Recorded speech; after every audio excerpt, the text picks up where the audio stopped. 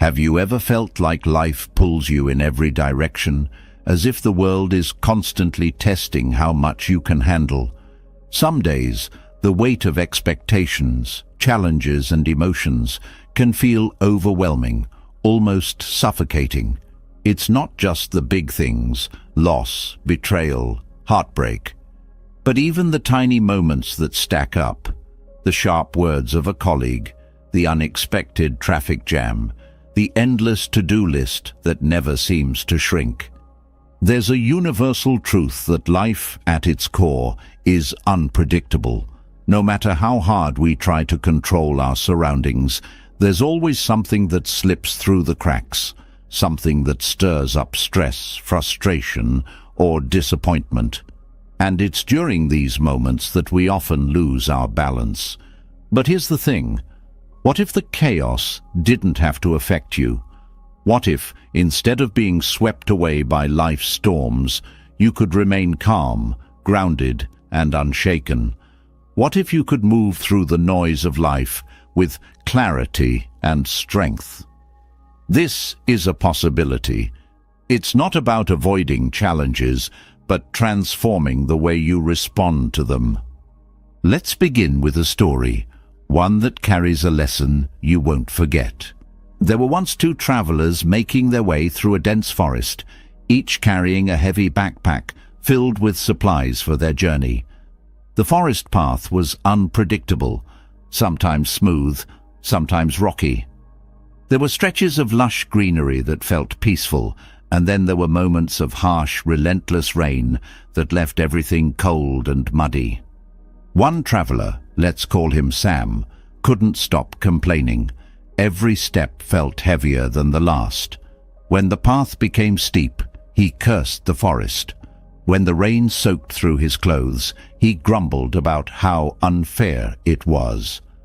Every obstacle seemed like an enemy, something out to get him.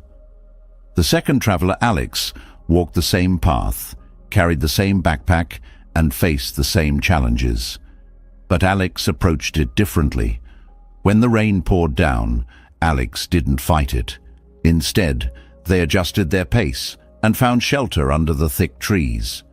When the path became steep, Alex paused, took a deep breath, and continued one step at a time. Alex didn't resist the journey, but moved with it. By the end of the day, both travelers reached the same clearing. Sam dropped his backpack with a loud thud, exhausted and irritated. "This forest is impossible," he said, slumping to the ground. "I can't believe how unlucky I've been." Alex, on the other hand, placed their backpack down gently and smiled. "That was a tough climb, but what a view we have now," they said, looking at the golden sunset breaking through the trees. It wasn't the path that made the difference. It was how they carried their journey. This story reflects how most of us navigate life. Some of us, like Sam, resist the rain, the mud, and the uphill climb. We see challenges as interruptions to the life we want, and in doing so, we exhaust ourselves. Others, like Alex, learn to move with the challenges, adapting and finding strength in every step. The difference lies in the mind. It's not the external events, the rain, the rocky path, or the steep climb, that determine our peace. It's how we choose to respond to them. In today's world, the backpacks we carry may not be filled with camping gear, but they're just as heavy. Deadlines, family responsibilities, personal insecurities, societal pressures, all of these weigh us down. And when the path gets difficult, it's easy to feel like Sam, overwhelmed and frustrated. But here's the good news. You don't have to live like that. Every day, you face situations that test your inner strength. Someone cuts you off in traffic. A loved one says something hurtful. A plan you've been working on falls apart. These moments can either consume you or leave you stronger. Think about the last time something upset you. Maybe it was a minor inconvenience, or maybe it was a significant challenge. Did you hold on to that frustration, replaying the moment in your head over and over? Or did you let it go, finding peace despite the discomfort? Most of us struggle to let go. We carry those moments with us, letting them shape our mood, our thoughts, and even our actions. A bad morning spills into the afternoon. A single argument can sour an entire day. But it doesn't have to be this way.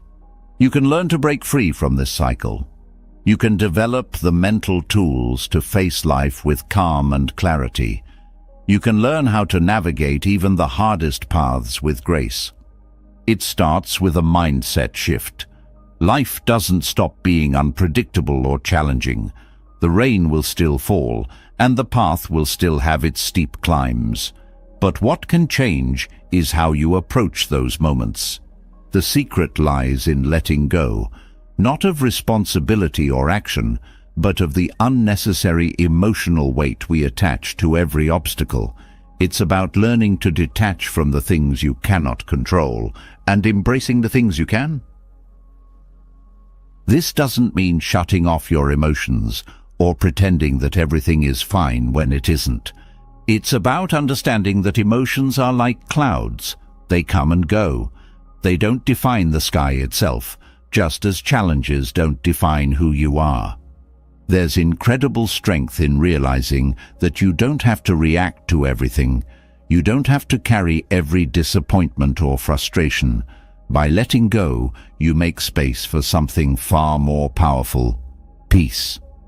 As we go on, we'll explore timeless principles that can transform the way you approach life's challenges. These aren't just abstract ideas. They're practical tools you can use every day to build resilience and stay grounded. You'll learn how to let go of what no longer serves you, how to remain calm in the face of chaos, and how to cultivate a sense of inner strength that no external event can shake. Each principle is a step toward a lighter, freer way of living. So, take a moment. Breathe deeply. Reflect on the journey you've been on so far. Know that no matter where you are or what you're facing, it's never too late to change how you carry your backpack. It's time to walk the path with a lighter heart and a stronger mind. The journey to unshakable peace begins now. When we stop letting external forces dictate our inner state, life begins to feel lighter. The challenges, struggles, and chaos remain, but their power over us diminishes. This isn't about becoming indifferent or shutting out the world. It's about cultivating a state of mind where we can fully engage with life without being enslaved by it. This is the foundation of detachment, a skill that liberates the heart and mind from the constant push and pull of desires and expectations. The world often teaches us that happiness lies in achieving goals, securing approval, or holding on to what we cherish. Yet, this very attachment creates a trap. When desires go unmet or outcomes deviate from our expectations, the emotional turbulence that follows can feel overwhelming, almost suffocating. Detachment offers an antidote to this turmoil, not by denying desires, but by loosening the grip they have on our peace. Detachment isn't apathy. It's not about suppressing feelings or rejecting ambition. Instead, it's about shifting your focus inward, where true control lies, and developing an understanding that you can navigate life's highs and lows without being ruled by them. It's the art of caring deeply, yet not being consumed, striving without being defined by success or failure, and loving freely without the fear of loss dictating your choices. A key element of detachment is learning to let go of emotional turbulence that arises from unfulfilled desires. When you tie your happiness to achieving a particular outcome or gaining someone's approval, You hand over control of your peace to forces beyond your command. Desires aren't the problem. It's our attachment to them that creates suffering. A strong desire, when met with failure or delay, often spirals into frustration, resentment, or despair. But when you practice detachment, you free yourself from this endless cycle. The path to detachment begins with awareness. Pay attention to how your mind reacts when things don't go your way. Notice the discomfort, the resistance, or the frustration that surfaces. This awareness is your first step toward releasing the emotional hold of attachments. Recognize that it's not the unmet desire itself causing your pain, but the meaning your mind assigns to it. For example, not getting a promotion may trigger feelings of inadequacy, but it's your attachment to external validation that amplifies the pain. Detachment also involves developing a sense of self that is not tied to external achievements or possessions. The world may teach us that our worth comes from what we own, accomplish, or how others perceive us. However, basing your identity on these fleeting markers leaves you vulnerable to disappointment. When you detach from these external measures, you begin to see yourself as inherently valuable, regardless of circumstances. This shift in perspective builds an unshakable foundation of inner peace.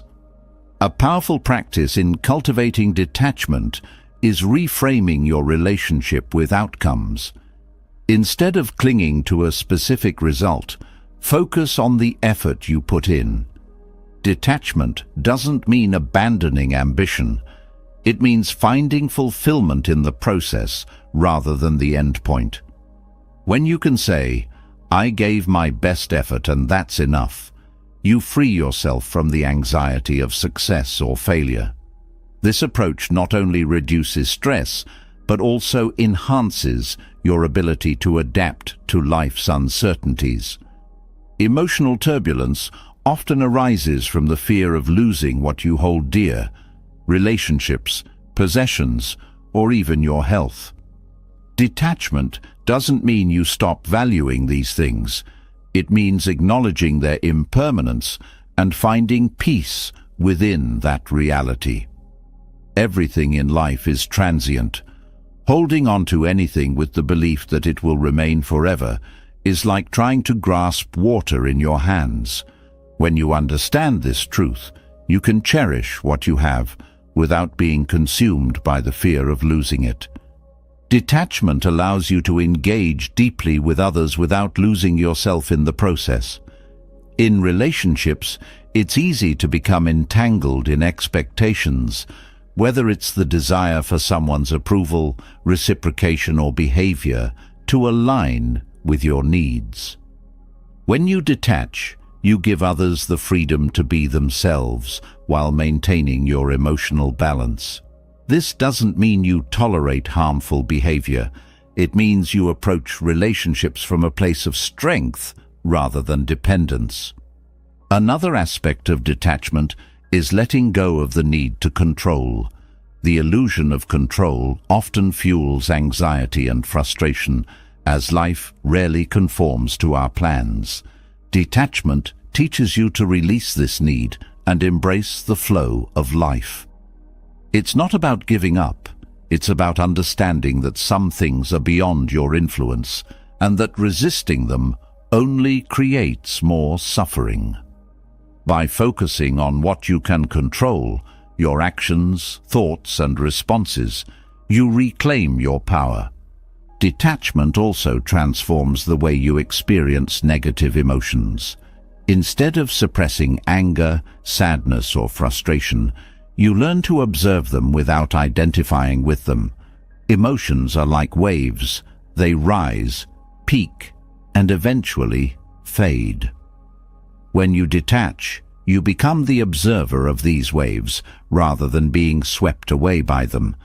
This practice fosters resilience, allowing you to face difficulties without being overwhelmed. Developing detachment doesn't happen overnight. It requires consistent effort and self-reflection. Begin by identifying the areas in your life where attachment causes the most distress. Is it your career, relationships, or personal goals? Once you've pinpointed these areas, explore the underlying fears driving your attachments. Often, the fear of failure, rejection, or loss lies at the core. By addressing these fears, you can start to release their hold on you. Meditation is a powerful tool for cultivating detachment. Through meditation, you train your mind to observe thoughts and emotions without clinging to them. This practice helps you develop a sense of inner stillness, even amid chaos. As you become more mindful, you'll notice how attachments subtly influence your decisions and reactions. This awareness empowers you to choose responses aligned with peace and wisdom. Detachment also involves simplifying your life. The more you accumulate, whether it's possessions, commitments, or expectations, the more you have to lose and the more attachments you create. Simplifying doesn't mean renouncing everything. It means prioritizing what truly matters and letting go of what doesn't serve your growth. By lightening your load, you create space for clarity and calm. Gratitude plays a significant role in detachment. When you focus on what you have rather than what you lack, your attachment to desires diminishes. Gratitude shifts your perspective, reminding you that contentment isn't found in acquiring more, but in appreciating the present moment. This practice anchors you in the here and now, reducing the pull of external distractions. Another transformative practice is embracing uncertainty. Life is inherently unpredictable, and resisting this reality only leads to frustration. Detachment teaches you to find peace in the unknown, trusting that you can navigate whatever comes your way. This mindset not only reduces anxiety, but also opens you to opportunities and experiences you might otherwise avoid out of fear. As you integrate detachment into your life, you'll notice a profound shift in how you approach challenges. Instead of reacting impulsively, you'll respond thoughtfully. Instead of being ruled by fear or desire, you'll act from a place of clarity and strength. Detachment isn't about disconnecting from life. It's about engaging with it fully, free from the chains of attachment. The beauty of detachment is that it empowers you to live authentically. When you're no longer bound by the need for approval or success, you're free to pursue what truly aligns with your values. This freedom allows you to make choices that reflect your inner truth rather than external pressures. In a world filled with noise and chaos, detachment is a sanctuary. It doesn't shield you from life's storms, but it provides the tools to weather them with grace. It's a reminder that peace isn't found in avoiding challenges, but in transforming how you face them. Detachment is not a destination, but a journey, one that leads to unshakable strength and profound freedom. When you embrace detachment, you step into a life where emotions no longer control you, where desires don't dictate your happiness, and where peace becomes your constant companion. This is the power of letting go, and it's a gift you can give yourself every day. Letting go of attachments creates a sense of freedom, a profound shift in how we navigate life's storms. Yet, even as detachment lightens the burden, another truth awaits our understanding, the reality that everything is transient. This truth may unsettle the heart at first, but it carries the seeds of deep peace. When we stop resisting the natural flow of change, we unlock the ability to live with grace, no matter what life brings. Change is one of life's few certainties.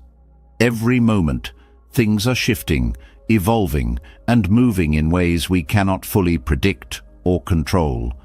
The seasons turn, relationships grow and fade, and even the cells in our bodies are constantly renewing. Despite this, there is a deep tendency to cling to what feels stable, to hold on tightly to what we value or rely upon. The more we resist the flow of change, the more suffering we experience. Accepting the nature of impermanence isn't about giving up or becoming indifferent. It's about learning to flow with life rather than against it. The transient nature of life often creates fear. Losing someone we love, watching opportunities slip away, or even facing the inevitability of our mortality can evoke deep discomfort. But resisting these truths doesn't prevent them, it amplifies the pain. When you begin to understand impermanence, you shift from fighting reality to embracing it. This doesn't mean resigning yourself to passivity, but learning to engage with life fully, appreciating every fleeting moment for what it is. Embracing impermanence invites you to treasure the present, knowing it won't last forever. One of the most liberating aspects of understanding impermanence is the way it transforms how you see challenges. When something difficult arises, it's easy to feel trapped, as if the hardship will last forever. However, recognizing that everything changes allows you to approach these moments with patience and perspective. Just as joy is fleeting, so too is pain. The struggles that feel overwhelming today will eventually pass, just as the darkest storms give way to clear skies. This awareness helps you hold on to hope even in the hardest times, knowing that no feeling, no situation is permanent. Accepting impermanence also changes how we view success and failure. Achievements, no matter how significant, are temporary. They bring joy and pride, but their glow inevitably fades. Similarly, failures that once felt devastating lose their sting over time. When you understand the transient nature of these experiences, you stop tying your worth to them. You can celebrate your successes without clinging to them and learn from your failures without being defined by them. This perspective brings balance, allowing you to engage with life's ups and downs without losing your center. The transient nature of relationships is another area where impermanence plays a crucial role. Every connection we have, whether with friends, family, or loved ones, is shaped by time. People grow, change, and sometimes drift apart. Recognizing this truth doesn't diminish the value of relationships. It enhances it. When you accept that no relationship is guaranteed to last forever, you become more present with the people you care about. Instead of taking them for granted, you cherish the moments you share, appreciating them fully because you know they are finite. Impermanence also teaches us to let go of the need for permanence in material possessions. Everything we own, no matter how valuable, is subject to decay and loss. The car that was once shiny and new will rust. The house you worked so hard to buy will age. Clinging to these things as if they can provide lasting happiness only leads to frustration. By understanding their temporary nature, you can enjoy what you have without becoming overly attached. This perspective fosters gratitude and reduces the fear of loss. Another profound lesson of impermanence lies in the way it encourages us to prioritize what truly matters. When you realize that your time, energy, and attention are limited, you begin to make choices that align with your deepest values. You stop wasting energy on trivial pursuits or petty conflicts and focus on what brings meaning to your life. This clarity helps you live more intentionally, creating a life that reflects your true self rather than one dictated by societal pressures or fleeting desires. Embracing impermanence also softens our grip on the past. Many people carry the weight of old regrets, mistakes, or traumas, reliving them over and over as if they are permanent fixtures of their identity. However, the truth is that even these moments are subject to change. They exist only in memory, shaped by time and perception. When you understand that the past is not fixed, you give yourself permission to grow, heal, and redefine your story. You stop being trapped by what once was and step into the freedom of what can be. The natural world offers countless reminders of impermanence: the blossoming of a flower, the shifting tides, the rising and setting of the sun. All are constant yet ever-changing.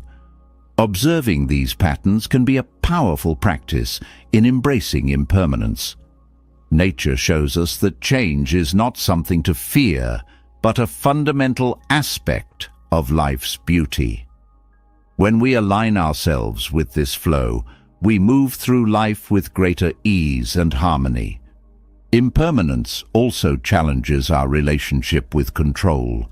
Much of human anxiety stems from the desire to control outcomes, to create a sense of stability in an inherently unstable world. But the more you try to control, the more you realize how little is truly within your power. Understanding impermanence doesn't mean abandoning effort, but recognizing that your role is to act wisely and let go of the need to dictate results. This approach reduces stress and allows you to focus on what you can influence rather than being consumed by what you cannot. Understanding impermanence deepens our capacity for compassion. When you recognize that everyone you encounter is navigating their own transient struggles, you become more empathetic. The person who cuts you off in traffic, the colleague who speaks harshly, or the friend who seems distant, all are experiencing their own impermanent challenges. This awareness helps you respond with kindness instead of judgment, creating connections that are rooted in understanding rather than conflict. Impermanence also invites us to cultivate resilience. Life's changes can be jarring, but when you embrace their inevitability, you become less shaken by them. Instead of fearing change, you learn to adapt and grow through it. Resilience doesn't mean being unaffected by hardship, but bouncing back stronger and wiser each time. This mindset transforms change from something to dread into a catalyst for growth and transformation. The acceptance of impermanence doesn't diminish joy, it enhances it. When you understand that every moment is fleeting, you become more present. You savor the beauty of a sunrise, the warmth of a smile, or the laughter of a loved one, knowing that these moments are irreplaceable. This presence allows you to experience life more fully, finding joy in the simplest of things. Impermanence reminds us of our shared humanity. No matter who you are or where you come from, you are part of this constant cycle of change. This shared experience connects us, breaking down barriers of division and fostering a sense of unity. When you embrace impermanence, you step into a deeper understanding of what it means to be alive, a journey marked by change, growth, and the infinite beauty of the present moment. Understanding impermanence brings clarity, reminding us of life's transient nature and teaching us to embrace change with grace. Yet, as the world around us shifts unpredictably, we are left with an equally profound challenge: remaining steady amid the turbulence. Chaos doesn't announce itself politely, it bursts through uninvited, disrupting routines, relationships, and peace of mind. The ability to meet life's chaos with calm is a skill that transforms not just how we handle difficulties, but how we experience the fullness of life itself. Equanimity, the art of staying balanced, is more than a lofty ideal. It is a practical and transformative approach to navigating the highs and lows of existence. It begins with understanding that life will never be entirely free of challenges. Instead of seeking to eliminate discomfort, equanimity teaches us to stand firm in the face of it. Chaos, whether external or internal, thrives on reaction. When we respond with heightened emotions, anger, fear, or despair, it fuels the fire, intensifying the storm. Equanimity allows us to meet those moments with clarity, neutralizing their hold over us. The foundation of equanimity lies in developing emotional awareness. Often, the chaos outside pales in comparison to the turmoil within. Anger, resentment, or panic can take over without warning, leaving us drained and reactive.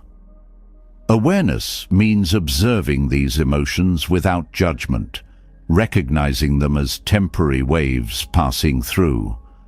This practice creates space between you and your feelings, allowing you to respond thoughtfully rather than react impulsively.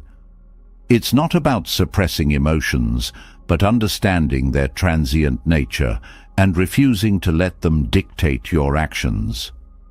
A key element of equanimity is acceptance, not passive resignation, but an active acknowledgement of reality. Resistance to what is only magnifies suffering. For example, when plans fall apart, frustration arises not from the situation itself, but from the gap between expectation and reality. Acceptance bridges this gap, allowing you to focus on what can be done rather than what has been lost. This shift in perspective transforms chaos into an opportunity for growth and adaptation. Equanimity also requires letting go of the illusion of control. Much of life's turmoil stems from the need to force outcomes or manipulate circumstances to fit our desires. But control is often an illusion, a fragile shield against the unpredictability of life. By releasing this need, you free yourself from unnecessary anxiety and frustration. Instead, you focus on what is truly within your power, your actions, your choices, and your attitude. This approach not only reduces stress, but empowers you to navigate challenges with confidence and wisdom. Another powerful aspect of equanimity is cultivating detachment from external validation. In a world that often equates worth with achievements, appearances, or approval, it's easy to feel unbalanced when these external markers falter. Equanimity reminds you that your value is intrinsic, not dependent on fleeting circumstances. By grounding yourself in this truth, you become less affected by praise or criticism, success or failure. This inner steadiness allows you to engage with life fully without being defined by its outcomes. The practice of mindfulness is integral to developing equanimity. Mindfulness sharpens your ability to stay present, even when chaos surrounds you. Often, stress arises not from the present moment, but from fears about the future or regrets about the past. Mindfulness anchors you in the now, helping you approach challenges with clarity and focus. It also enhances your ability to notice when your thoughts or emotions begin to spiral, giving you the opportunity to pause, reflect, and recalibrate before reacting. Equanimity is further strengthened by self-compassion. Life's challenges often bring self-doubt or harsh inner criticism, especially when things don't go as planned. Self-compassion means treating yourself with the same kindness and understanding you would offer a friend. It acknowledges that setbacks and struggles are part of the human experience, not personal failures. By extending this compassion inward, You cultivate resilience and create a stable foundation for navigating life's storms. Resilience itself is a cornerstone of equanimity. While it's natural to feel shaken by adversity, resilience teaches you to bounce back stronger and wiser. It's not about avoiding hardship, but using it as a stepping stone for growth. This mindset transforms challenges into opportunities, helping you build confidence in your ability to weather life's uncertainties. Each time you rise after a fall, your capacity for equanimity deepens, and you become more capable of facing future difficulties with calm and courage. Equanimity also invites us to reframe our relationship with uncertainty. The unknown is often a source of fear, yet it is an inescapable part of life. Rather than resisting uncertainty, equanimity encourages us to lean into it with curiosity and openness. This doesn't mean passivity, but trusting that you can adapt and respond to whatever comes your way. This trust reduces anxiety and allows you to approach life with a sense of possibility rather than dread. Compassion for others is another powerful element of equanimity. When you extend understanding to those around you, even in moments of conflict, you create harmony instead of escalation. Compassion doesn't mean tolerating harmful behavior, but it does mean recognizing that everyone is navigating their own struggles. This perspective softens your reactions, enabling you to respond with patience and wisdom rather than defensiveness or anger. Equanimity also requires setting boundaries, not just with others, but with your own thoughts and habits. Boundaries are not walls, but filters, protecting your peace without isolating you from the world. By identifying what drains your energy or disrupts your balance, you can make intentional choices to safeguard your well-being. These boundaries help you remain centered even when life becomes overwhelming.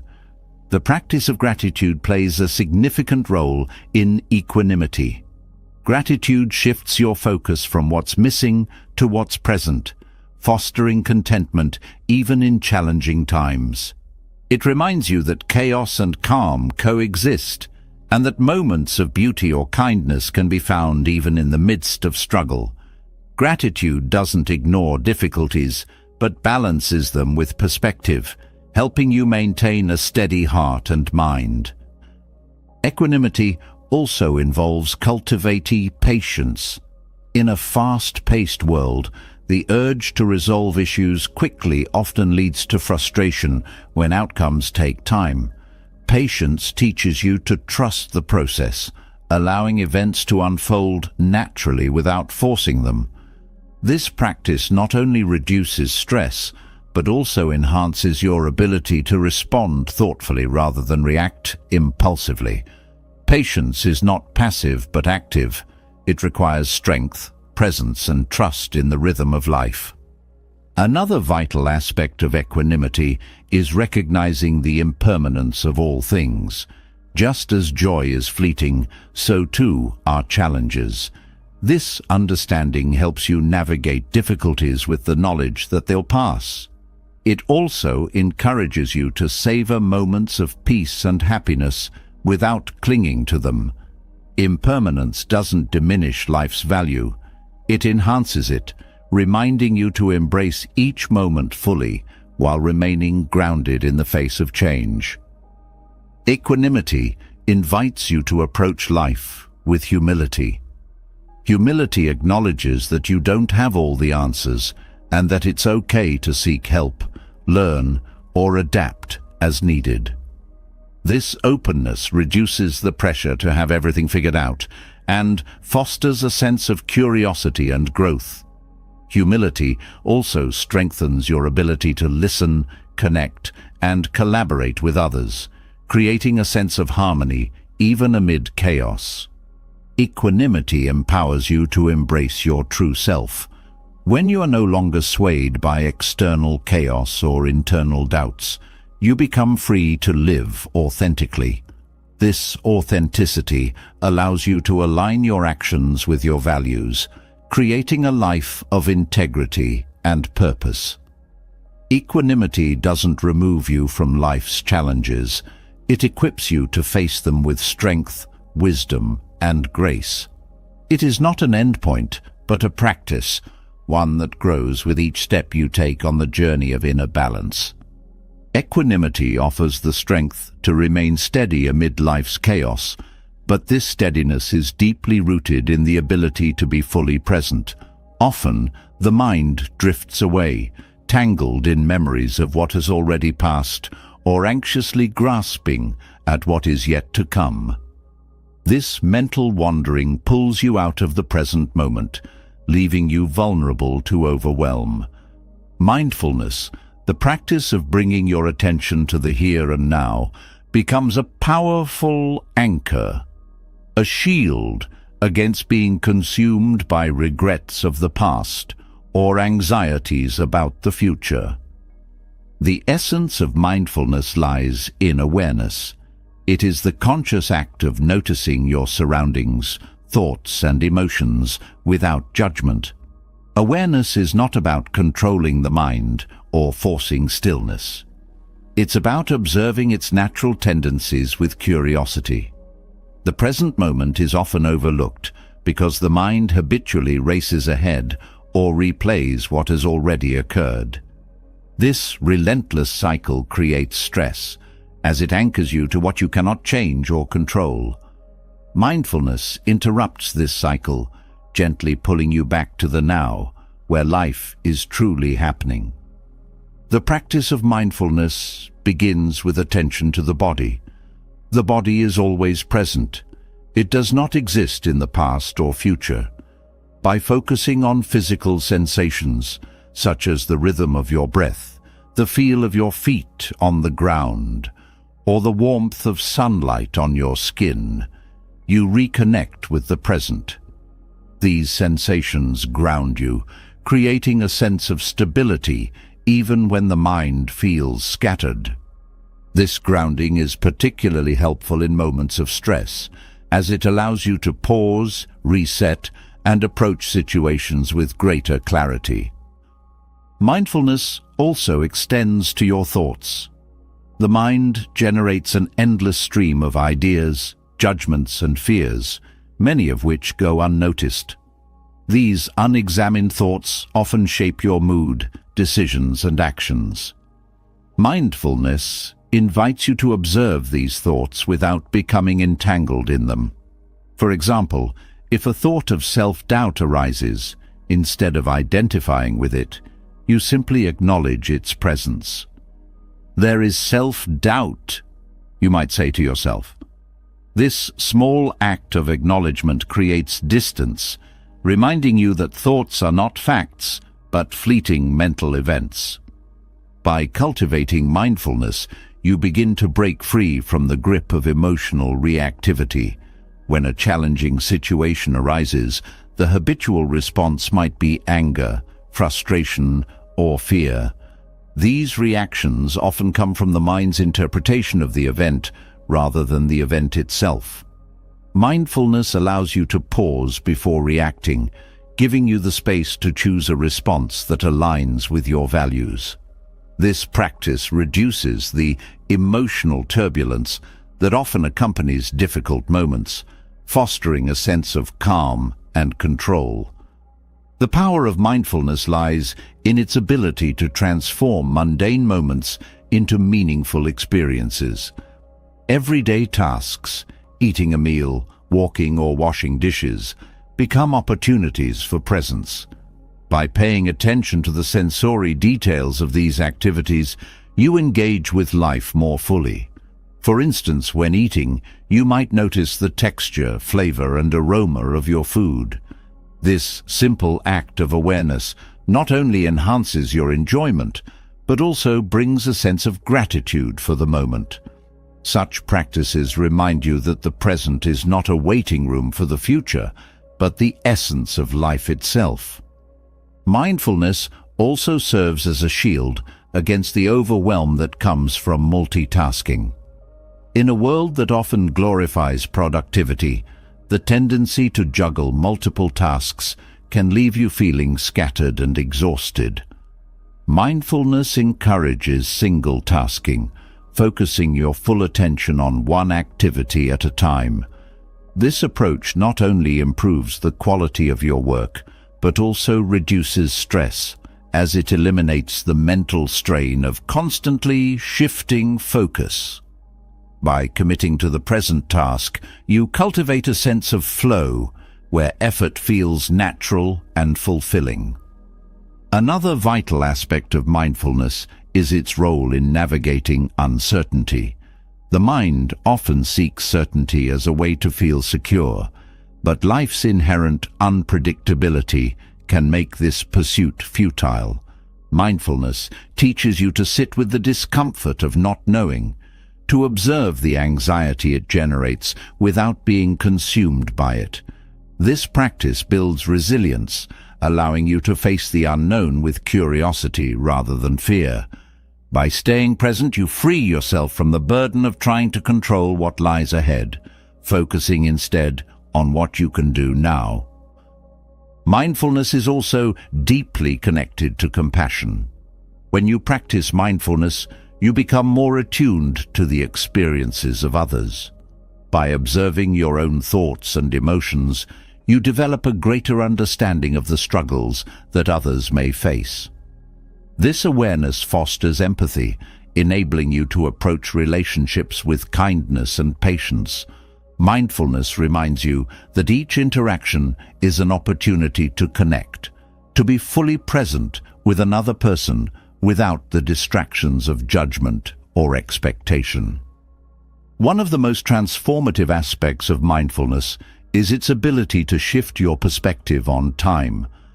The past and future often dominate your thoughts, pulling you away from the richness of the present.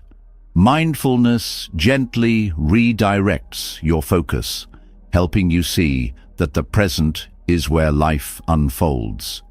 This shift not only reduces regret and anxiety, but also enhances your ability to savor the beauty of each moment. Whether it's the laughter of a loved one or the quiet stillness of a morning, mindfulness helps you appreciate life's fleeting gifts. The practice of mindfulness also deepens your self-awareness. By observing your thoughts, emotions, and behaviors, you gain insight into the patterns that shape your life. This awareness empowers you to make conscious choices rather than being driven by unconscious habits. For instance, if you notice a tendency to avoid difficult conversations, mindfulness allows you to explore the underlying fear and address it with intention. This process of self-discovery fosters personal growth, enabling you to live more authentically. Mindfulness can also be a powerful tool for managing pain, whether physical or emotional. Pain often triggers resistance, which amplifies suffering. Mindfulness invites you to explore pain with curiosity, noticing its sensations without judgment. This practice doesn't eliminate pain, but changes your relationship with it, reducing its intensity and emotional impact. By accepting the presence of pain without resisting it, you create space for healing and resilience. Gratitude is a natural companion to mindfulness. When you are present, you begin to notice the small joys and blessings that might otherwise go unnoticed. A kind gesture, a moment of silence, or the vibrant colors of a sunset become sources of gratitude.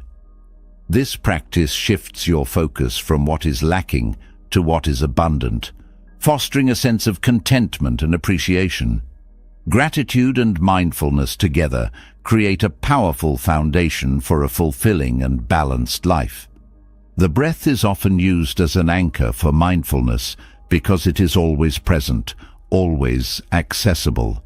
By focusing on the rhythm of your breath, you can calm the mind and bring yourself back to the present moment.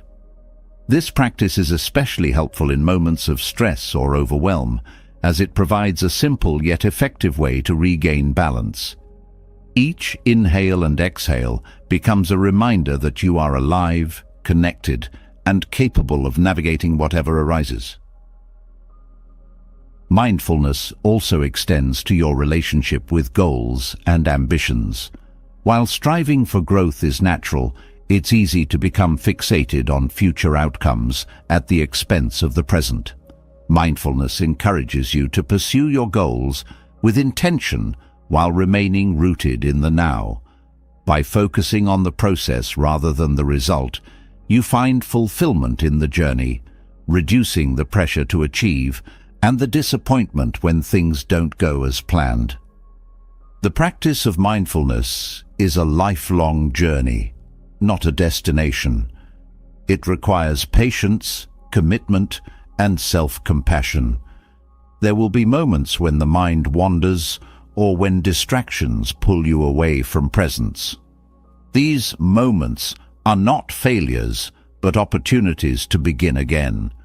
Each time you return to the present, you strengthen your ability to stay mindful, creating a ripple effect that touches every aspect of your life. Mindfulness is not about escaping reality, but embracing it fully.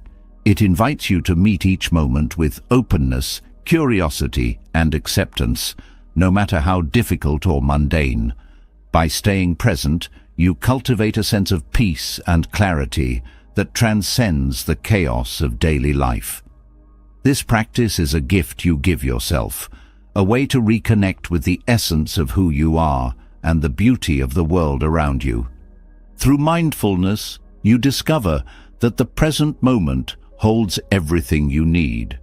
It is not a fleeting distraction or a place to escape, but the very foundation of life. By committing to this practice, you build a life rooted in awareness, resilience, and profound connection. Mindfulness becomes not just a skill, but a way of being, transforming every moment into an opportunity for presence, growth, and gratitude. Mindfulness grounds us in the present, shielding us from the pull of past regrets and future anxieties. Yet, even with mindfulness, a deeper understanding of life's core challenges is essential to finding lasting peace. Beneath the surface of our struggles lies a universal truth, the nature of suffering and its root causes. To rise above suffering, one must understand it, confront it, and transform it. The Four Noble Truths, foundational to Buddhist philosophy, provide a clear, transformative path for transcending the pain that binds so many of us.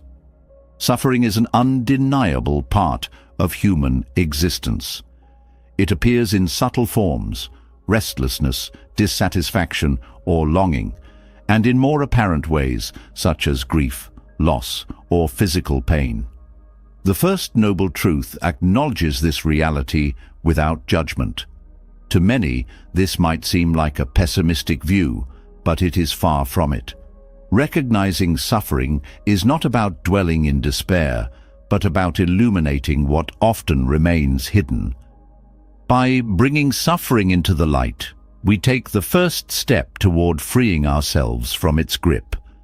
This recognition of suffering also helps us realize how interconnected our lives are. Everyone, regardless of status, culture, or background, experiences suffering. It binds humanity together in shared vulnerability. Acknowledging this universality fosters compassion, not only toward others, but also toward oneself.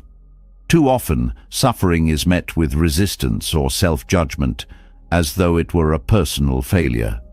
The First Noble Truth teaches that suffering is not something to be ashamed of, but a natural part of the human experience.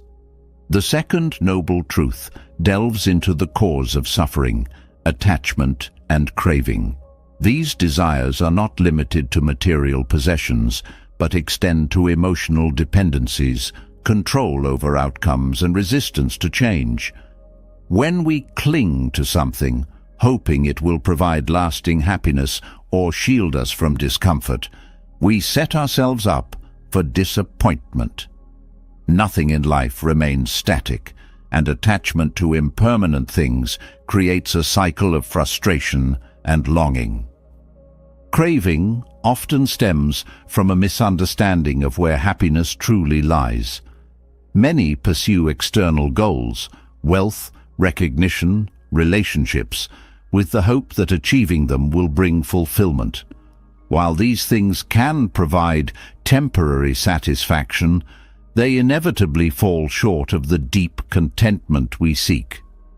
The second noble truth reveals that the root of suffering is not the absence of these things, but the mistaken belief that they can provide permanent happiness.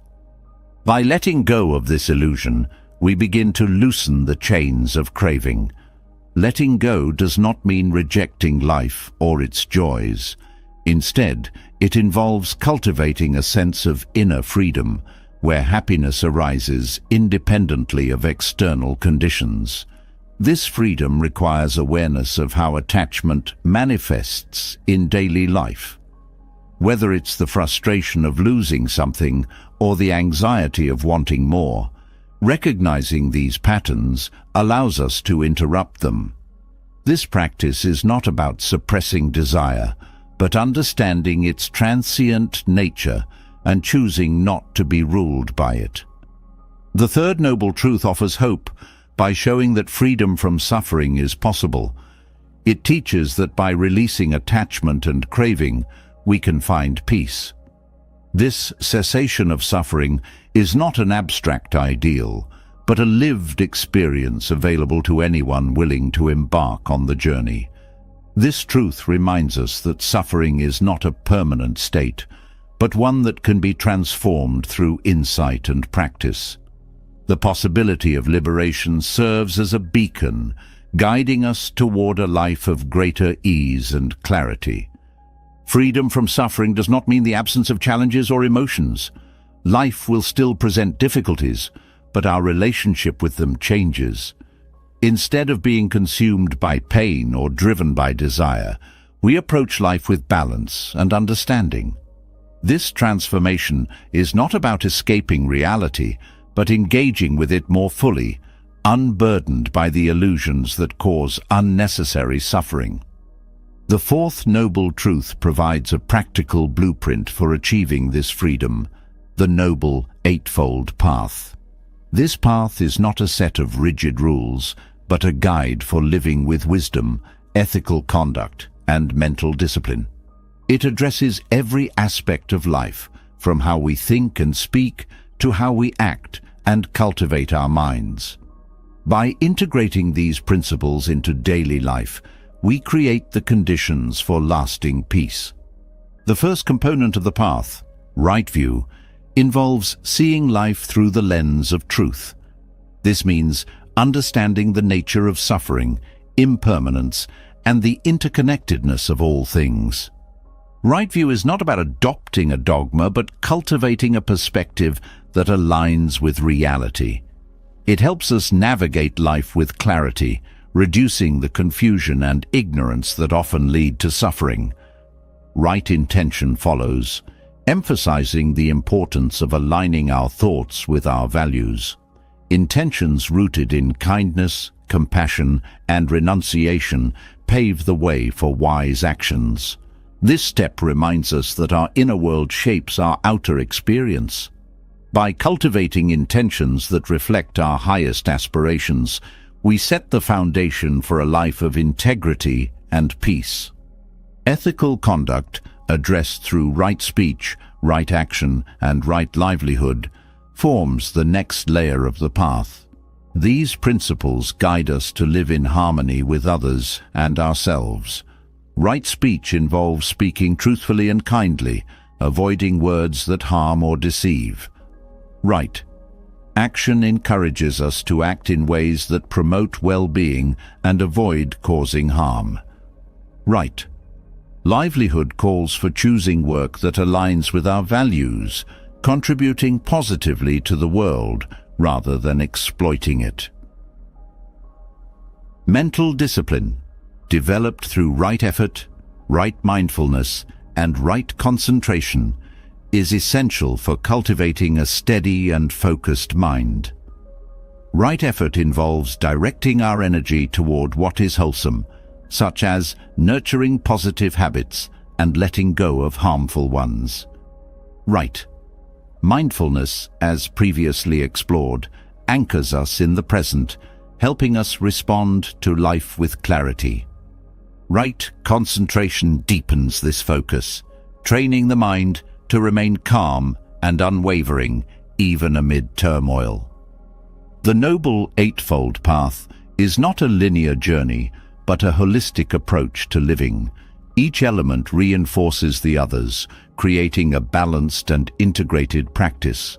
As we walk this path, we begin to see how our choices shape our experience of life. We move from reacting unconsciously to living intentionally, cultivating wisdom, compassion, and resilience.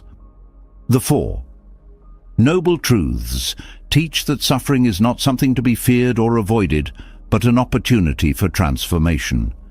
By understanding its roots and following the path to freedom, we unlock the potential for a life unburdened by illusion. This journey requires patience, courage, and self-compassion, but its rewards are profound. It offers not just a way to rise above suffering, but a blueprint for living with authenticity, joy, and peace.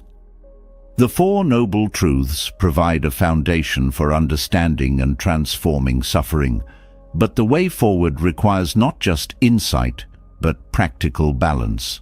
Life often tempts us toward extremes, excessive indulgence on one hand and severe restriction on the other. Both paths can lead to turmoil, pulling us away from peace. The middle way offers a profound alternative, guiding us to walk a path of balance, wisdom, and harmony. It teaches that extremes are not where growth or contentment thrive. Instead, it is within the center, the steady ground between them, that true resilience and peace are found. Balance does not come easily. The world often pushes us to choose sides, to seek security in the comfort of absolutes. Whether it's the relentless pursuit of pleasure or the rigid discipline of denial, extremes can feel alluring because they offer certainty. Yet, over time, both paths reveal their limitations. Indulgence may bring temporary gratification, but it often leads to attachment, dissatisfaction, or physical and emotional strain. On the other hand, excessive restraint can drain joy from life, fostering resentment, burnout, and a sense of disconnection. The middle way teaches that neither extreme is sustainable or fulfilling. It encourages us to navigate life with moderation, adapting to circumstances with flexibility and discernment. This approach requires mindfulness, as balance is not a fixed state, but a dynamic process. What feels balanced today may need adjustment tomorrow. By remaining present and aware, we can fine-tune our actions, thoughts, and decisions to align with the conditions of each moment. In daily life, balance often begins with recognizing the ways we lean toward extremes. For some, it might be in their work habits, swinging between overworking and complete avoidance. For others, it might show up in relationships, where attachment and detachment alternate in cycles of longing and withdrawal. The middle way invites us to observe these patterns without judgment, understanding that extremes often stem from a desire to escape discomfort. Whether we're chasing pleasure or avoiding pain, both paths pull us away from the present and create unnecessary suffering. The middle way also reshapes our relationship with goals and ambitions. Striving for success is natural, but when ambition becomes obsession, it leads to stress, exhaustion, and a sense of never being enough. Conversely, giving up entirely can create stagnation and a lack of purpose. The middle way encourages us to pursue our goals with determination while remaining unattached to the outcome. This balance allows us to engage fully in the process, finding meaning and satisfaction in the journey rather than tying our happiness to the destination. Relationships, too, benefit from the principles of the middle way. Extremes often manifest in how we interact with others, seeking control or approval, overgiving, or withdrawing completely. The middle way teaches us to approach relationships with mutual respect and realistic expectations. This means offering support without losing ourselves, setting boundaries without shutting people out, and communicating with honesty and compassion. Balance in relationships fosters connection and trust, reducing conflict and strengthening bonds. The middle way extends to how we care for our bodies and minds. Health is an area where extremes are particularly common. Crash diets, overexertion, or neglecting self-care altogether. The middle way reminds us that sustainable well-being comes from consistent, balanced practices. Eating nourishing foods, moving our bodies, getting enough rest, and allowing space for relaxation and enjoyment are all part of this approach. It's not about rigid routines or perfection, but about creating habits that support long-term vitality and mental clarity. In decision-making, the middle way helps us navigate complexity with wisdom. Life rarely offers clear-cut choices, and clinging to absolutes can lead to poor outcomes. The middle way encourages us to weigh options thoughtfully, considering both logic and emotion, short-term needs and long-term consequences. This balanced approach prevents impulsive reactions while avoiding the paralysis of overthinking. By trusting our intuition and reasoning, we can make decisions that reflect our values and adapt to changing circumstances. The middle way also transforms how we respond to adversity. Extreme reactions to challenges, whether denial, anger, or despair, often exacerbate the difficulty. The middle way offers a calm, measured approach, acknowledging the reality of the situation without being overwhelmed by it. This resilience allows us to face setbacks with perspective, focusing on solutions rather than dwelling on problems. Balance in adversity doesn't mean ignoring pain, but processing it in a way that supports growth and healing. Practicing the middle way requires self-awareness, as it is easy to fall back into habits of excess or deprivation. Mindfulness plays a crucial role in this process, helping us notice when we veer off course and gently guiding us back. Each moment offers an opportunity to recalibrate, to ask ourselves whether our actions align with balance and whether they serve our overall well-being. This ongoing practice builds the strength to navigate life with consistency and ease. The middle way is also about embracing imperfection. Extremes often arise from a desire for control, whether it's striving for flawless performance or avoiding vulnerability. The middle way teaches us to accept our imperfections and those of others, recognizing that growth comes from embracing the messy, unpredictable nature of life. This acceptance fosters compassion and reduces the pressure to meet unrealistic standards, creating space for authenticity and connection. Balance is not about avoiding challenges, but engaging with them wisely. The middle way teaches us that life's highs and lows are natural, and neither should dominate our experience.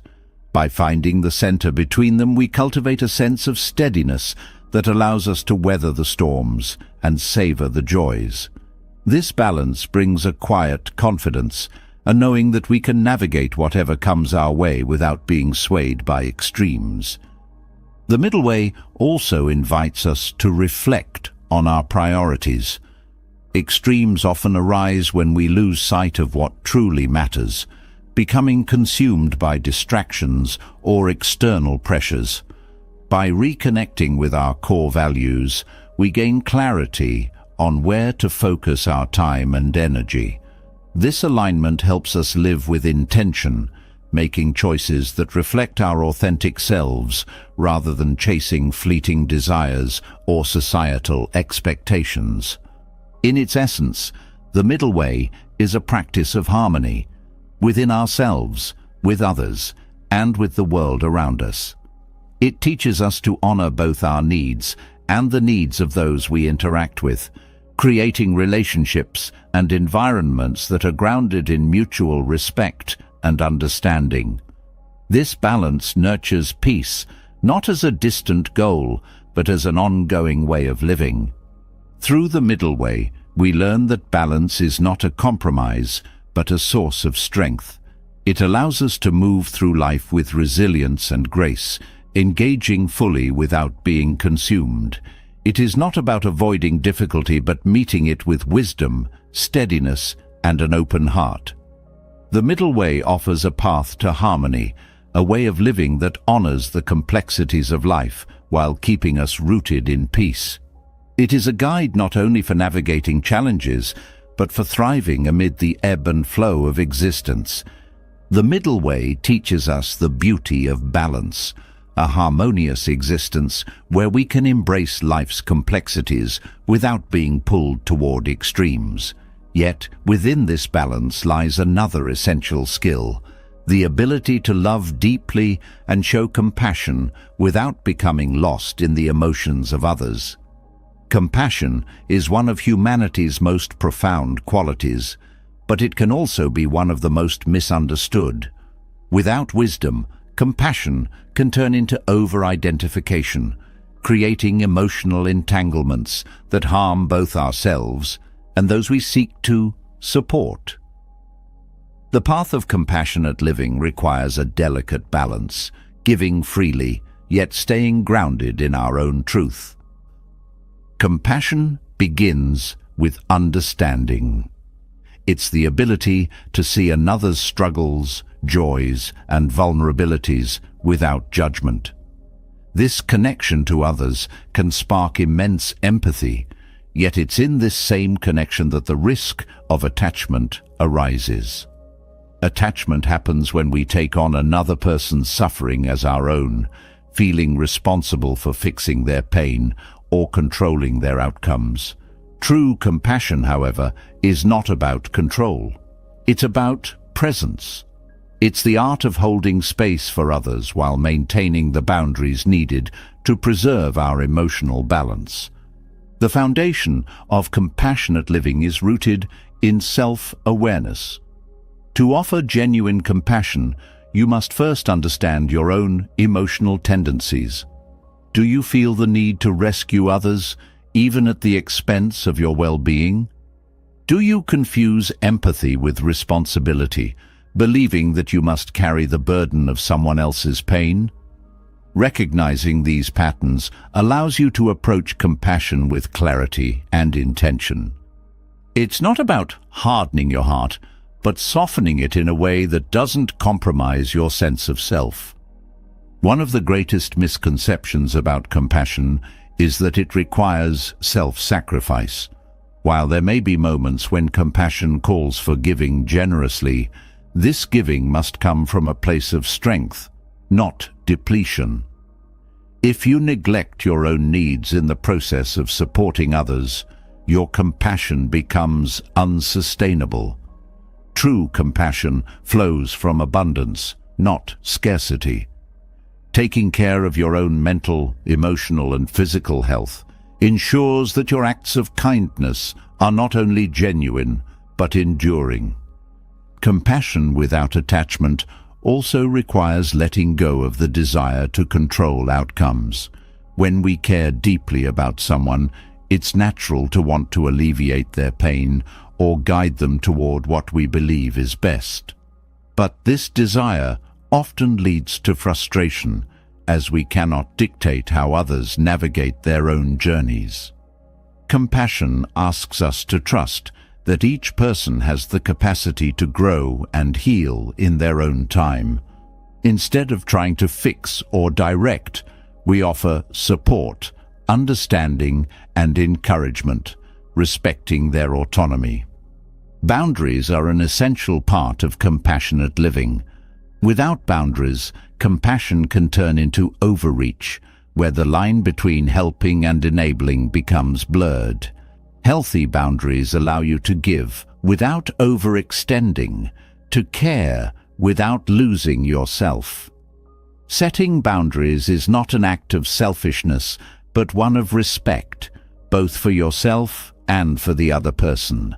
It creates a space where compassion can thrive, free from resentment or obligation. Mindfulness plays a critical role in maintaining compassion without attachment. Mindfulness helps you stay present, observing your emotions and reactions as they arise. When you feel the pull of attachment, whether it's the urge to fix, control, or over-identify, you can pause, reflect, and recalibrate. This practice keeps your compassion rooted in awareness, ensuring that your actions come from a place of wisdom rather than impulsive emotional entanglement. Equally important is the practice of self-compassion. Many people are quick to extend kindness to others while neglecting their own needs. Self-compassion involves treating yourself with the same understanding and care that you offer to others. It reminds you that your well-being matters, that you cannot pour from an empty cup. By nurturing yourself, you create the emotional stability needed to support others without being overwhelmed. Compassion without attachment also teaches us the importance of acceptance. Often, attachment arises from resistance to the reality of someone else's pain or choices. Acceptance doesn't mean condoning harmful behavior or giving up on helping. It means acknowledging what is, without trying to force it into what you think it should be. This perspective allows you to offer unconditional support, free from the frustration of unmet expectations. In relationships, compassionate living fosters deeper connection and trust. When you approach others with empathy and understanding, they feel seen and valued.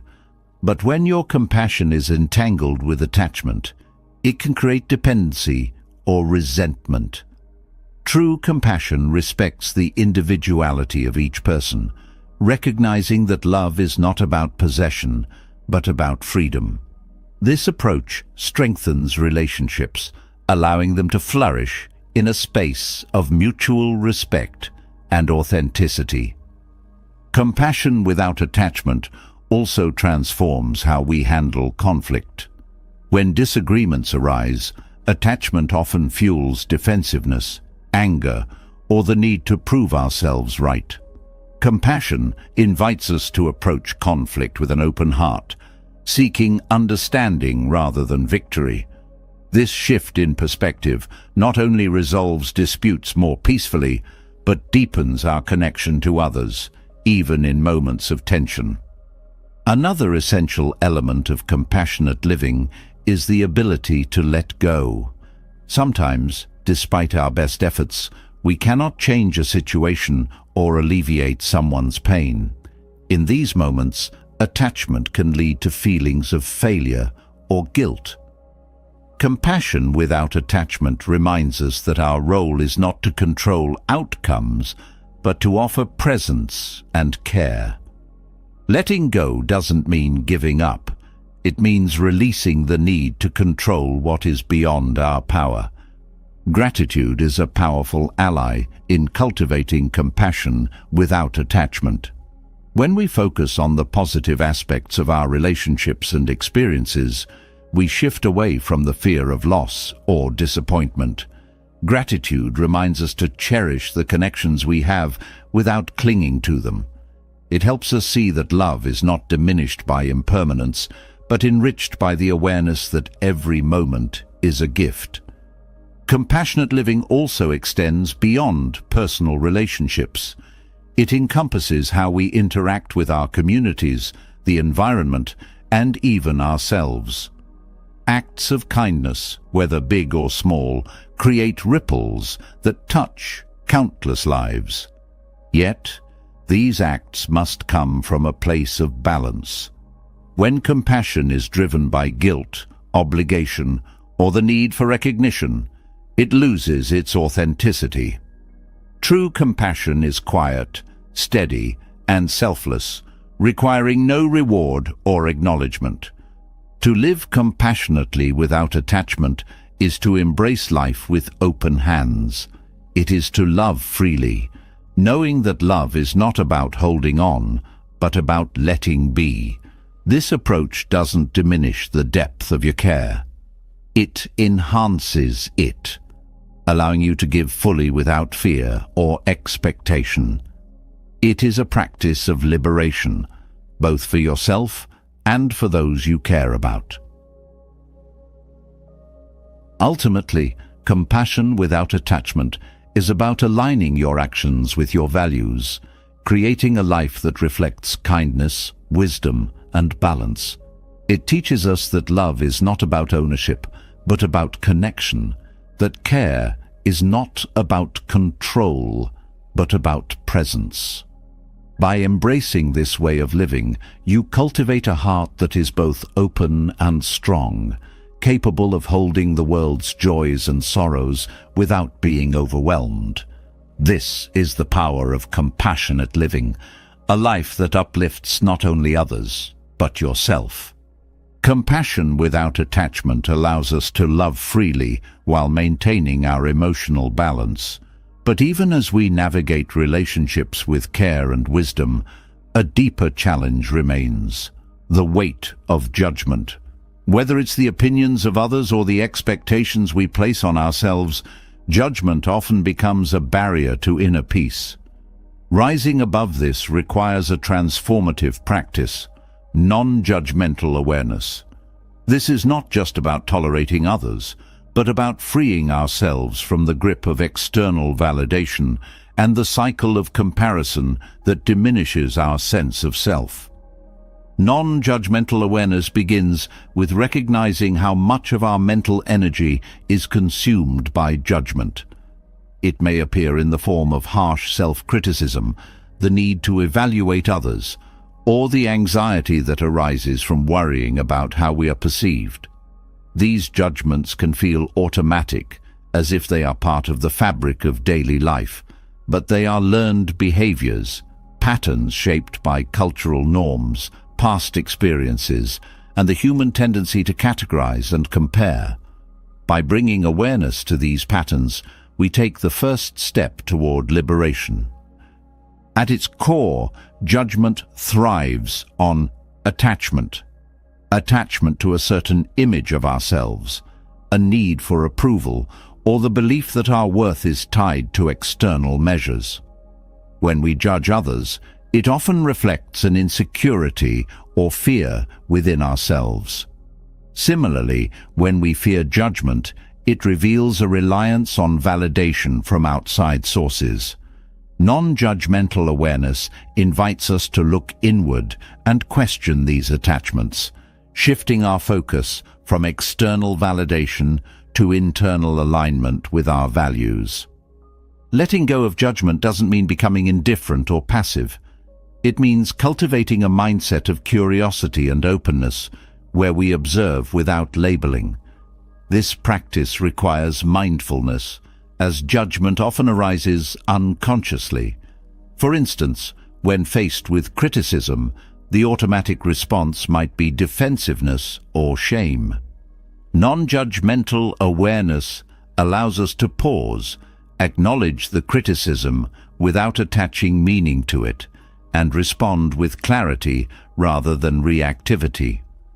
Freeing ourselves from the opinions of others involves understanding that everyone sees the world through their own lens. People's judgments are often reflections of their experiences, beliefs, and insecurities, not absolute truths. When we internalize others' opinions, we give them power over our peace.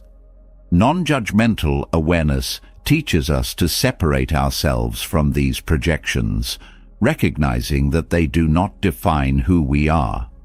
Comparison is another form of judgment that traps us in cycles of dissatisfaction.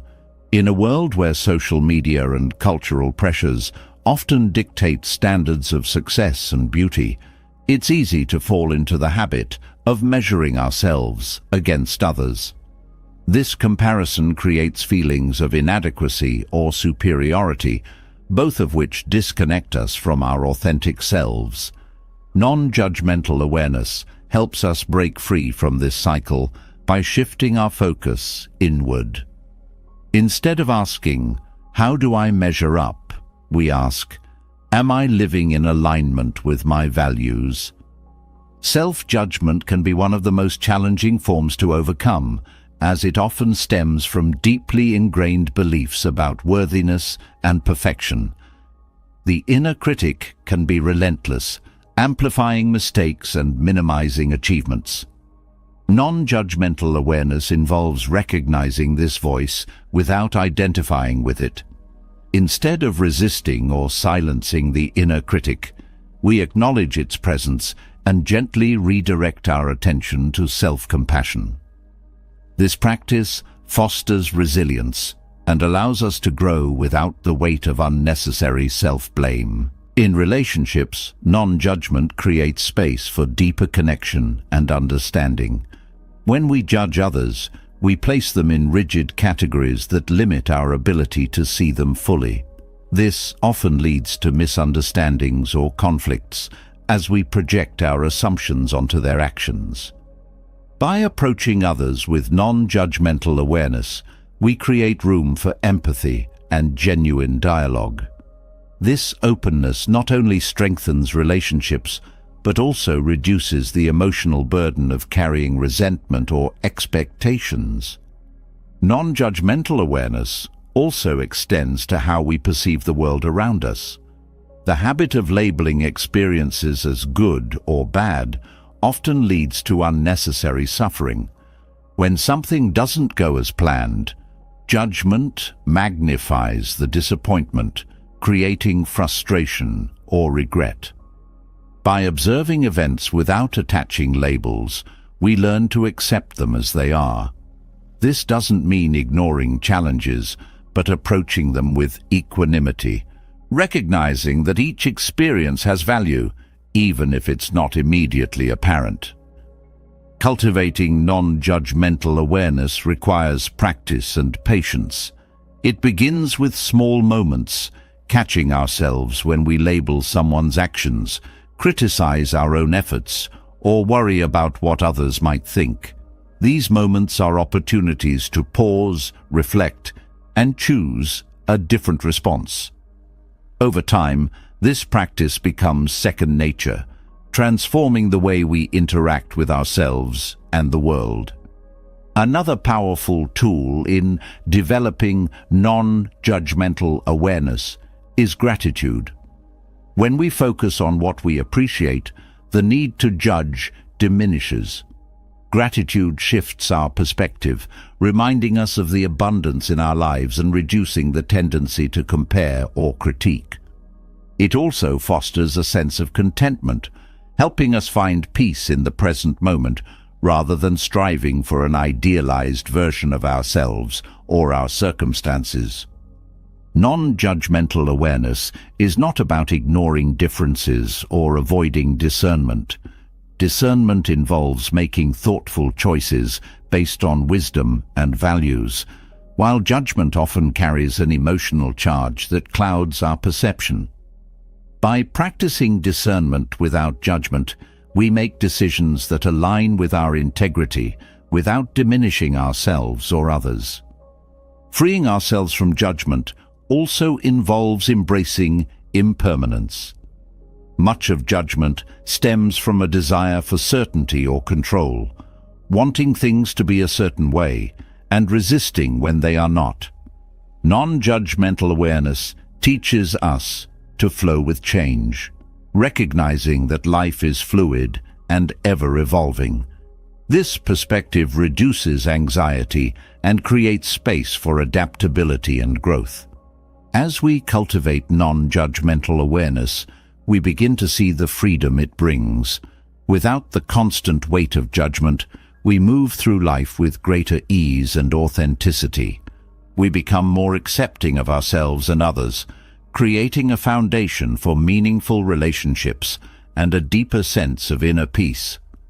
This practice is not about perfection, but about progress, a journey toward living with greater clarity, kindness, and understanding. Through non-judgment, we liberate ourselves from the opinions of others and step into the fullness of who we truly are. Non-judgmental awareness opens a path to freedom, helping us rise above the endless cycle of external opinions and internal critique. Yet, to sustain this practice, a deeper shift is required, one that changes how we perceive the world itself. At the heart of this transformation lies right view, a perspective that aligns us with truth and clarity.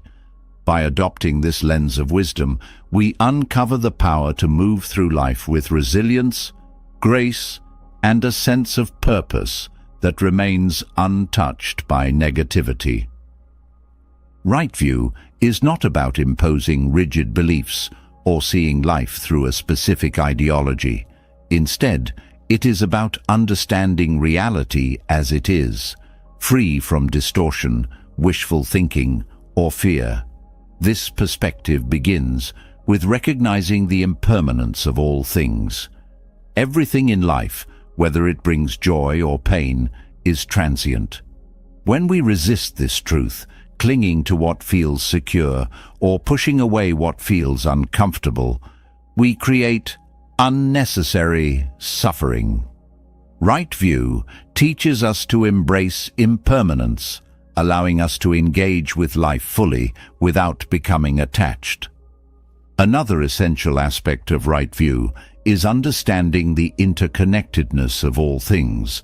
Life does not exist in isolation. Every action, thought, and event is part of a greater web. This perspective dissolves the illusion of separateness, reminding us that our choices ripple outward, affecting others and the world around us.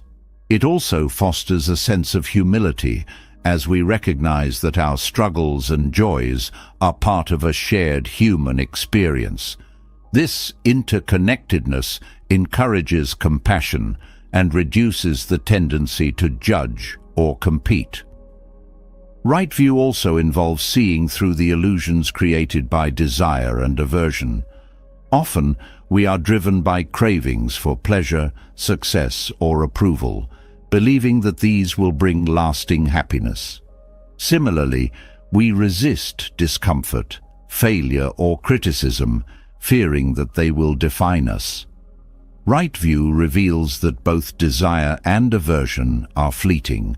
They do not hold the power to determine our worth or happiness unless we allow them to. By understanding this, we free ourselves from their hold, cultivating a steady mind that remains balanced in the face of life's highs and lows. One of the most profound teachings of right view is the principle of cause and effect. This perspective encourages us to take responsibility for our actions, knowing that every choice shapes our reality. It's not about blaming ourselves for past mistakes, but recognizing that we have the power to create a better future through mindful decisions. Right view helps us see challenges as opportunities for growth, rather than as obstacles to be avoided. This mindset transforms setbacks into stepping stones, fostering resilience and self-empowerment. To cultivate right view, mindfulness plays a crucial role. Awareness of our thoughts, emotions, and reactions allows us to notice when we are veering away from clarity. For example, if we find ourselves consumed by anger or envy, mindfulness helps us pause and reflect. What belief or expectation is fueling these feelings? What perspective would bring peace instead of conflict? This practice of self-inquiry deepens our understanding of right view, helping us align our thoughts and actions with wisdom. Right view also calls us to examine the stories we tell ourselves.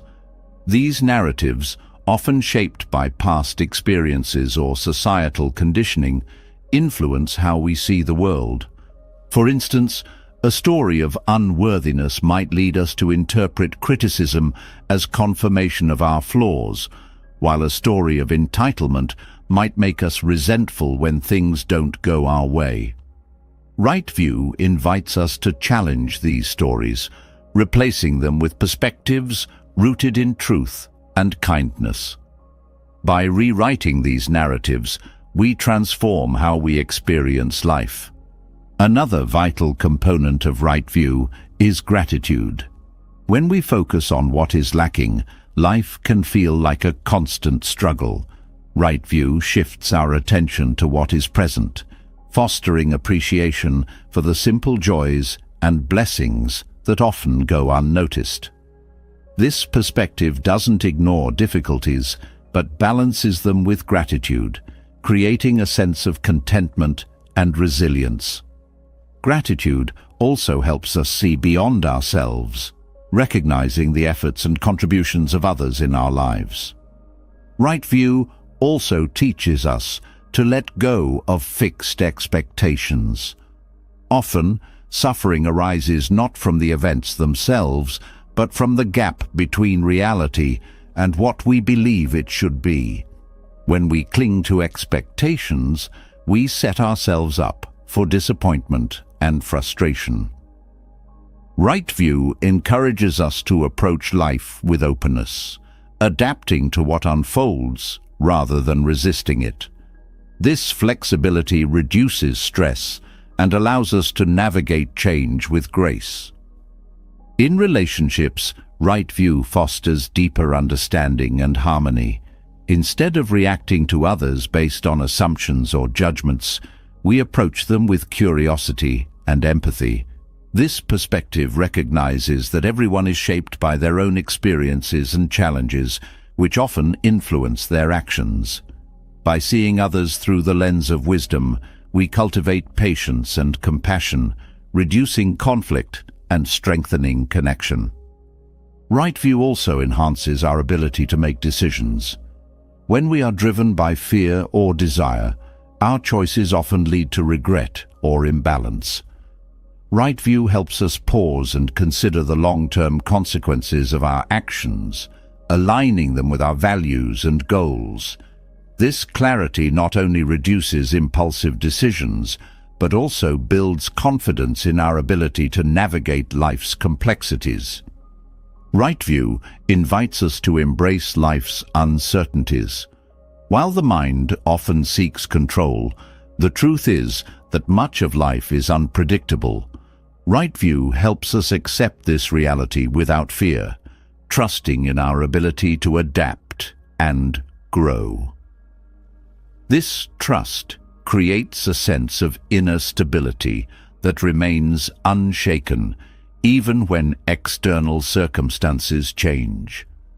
Through the lens of right view, life becomes a journey of discovery and growth.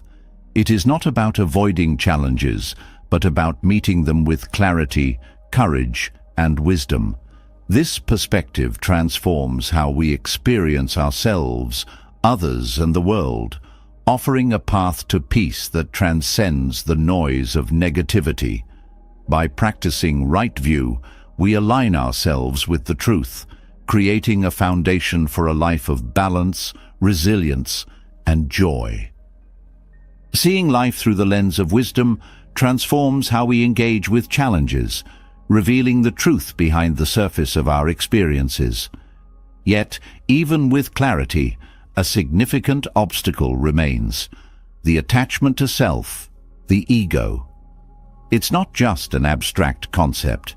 It's the subtle, persistent voice that craves validation, takes offense easily, and thrives on stories of superiority or inadequacy.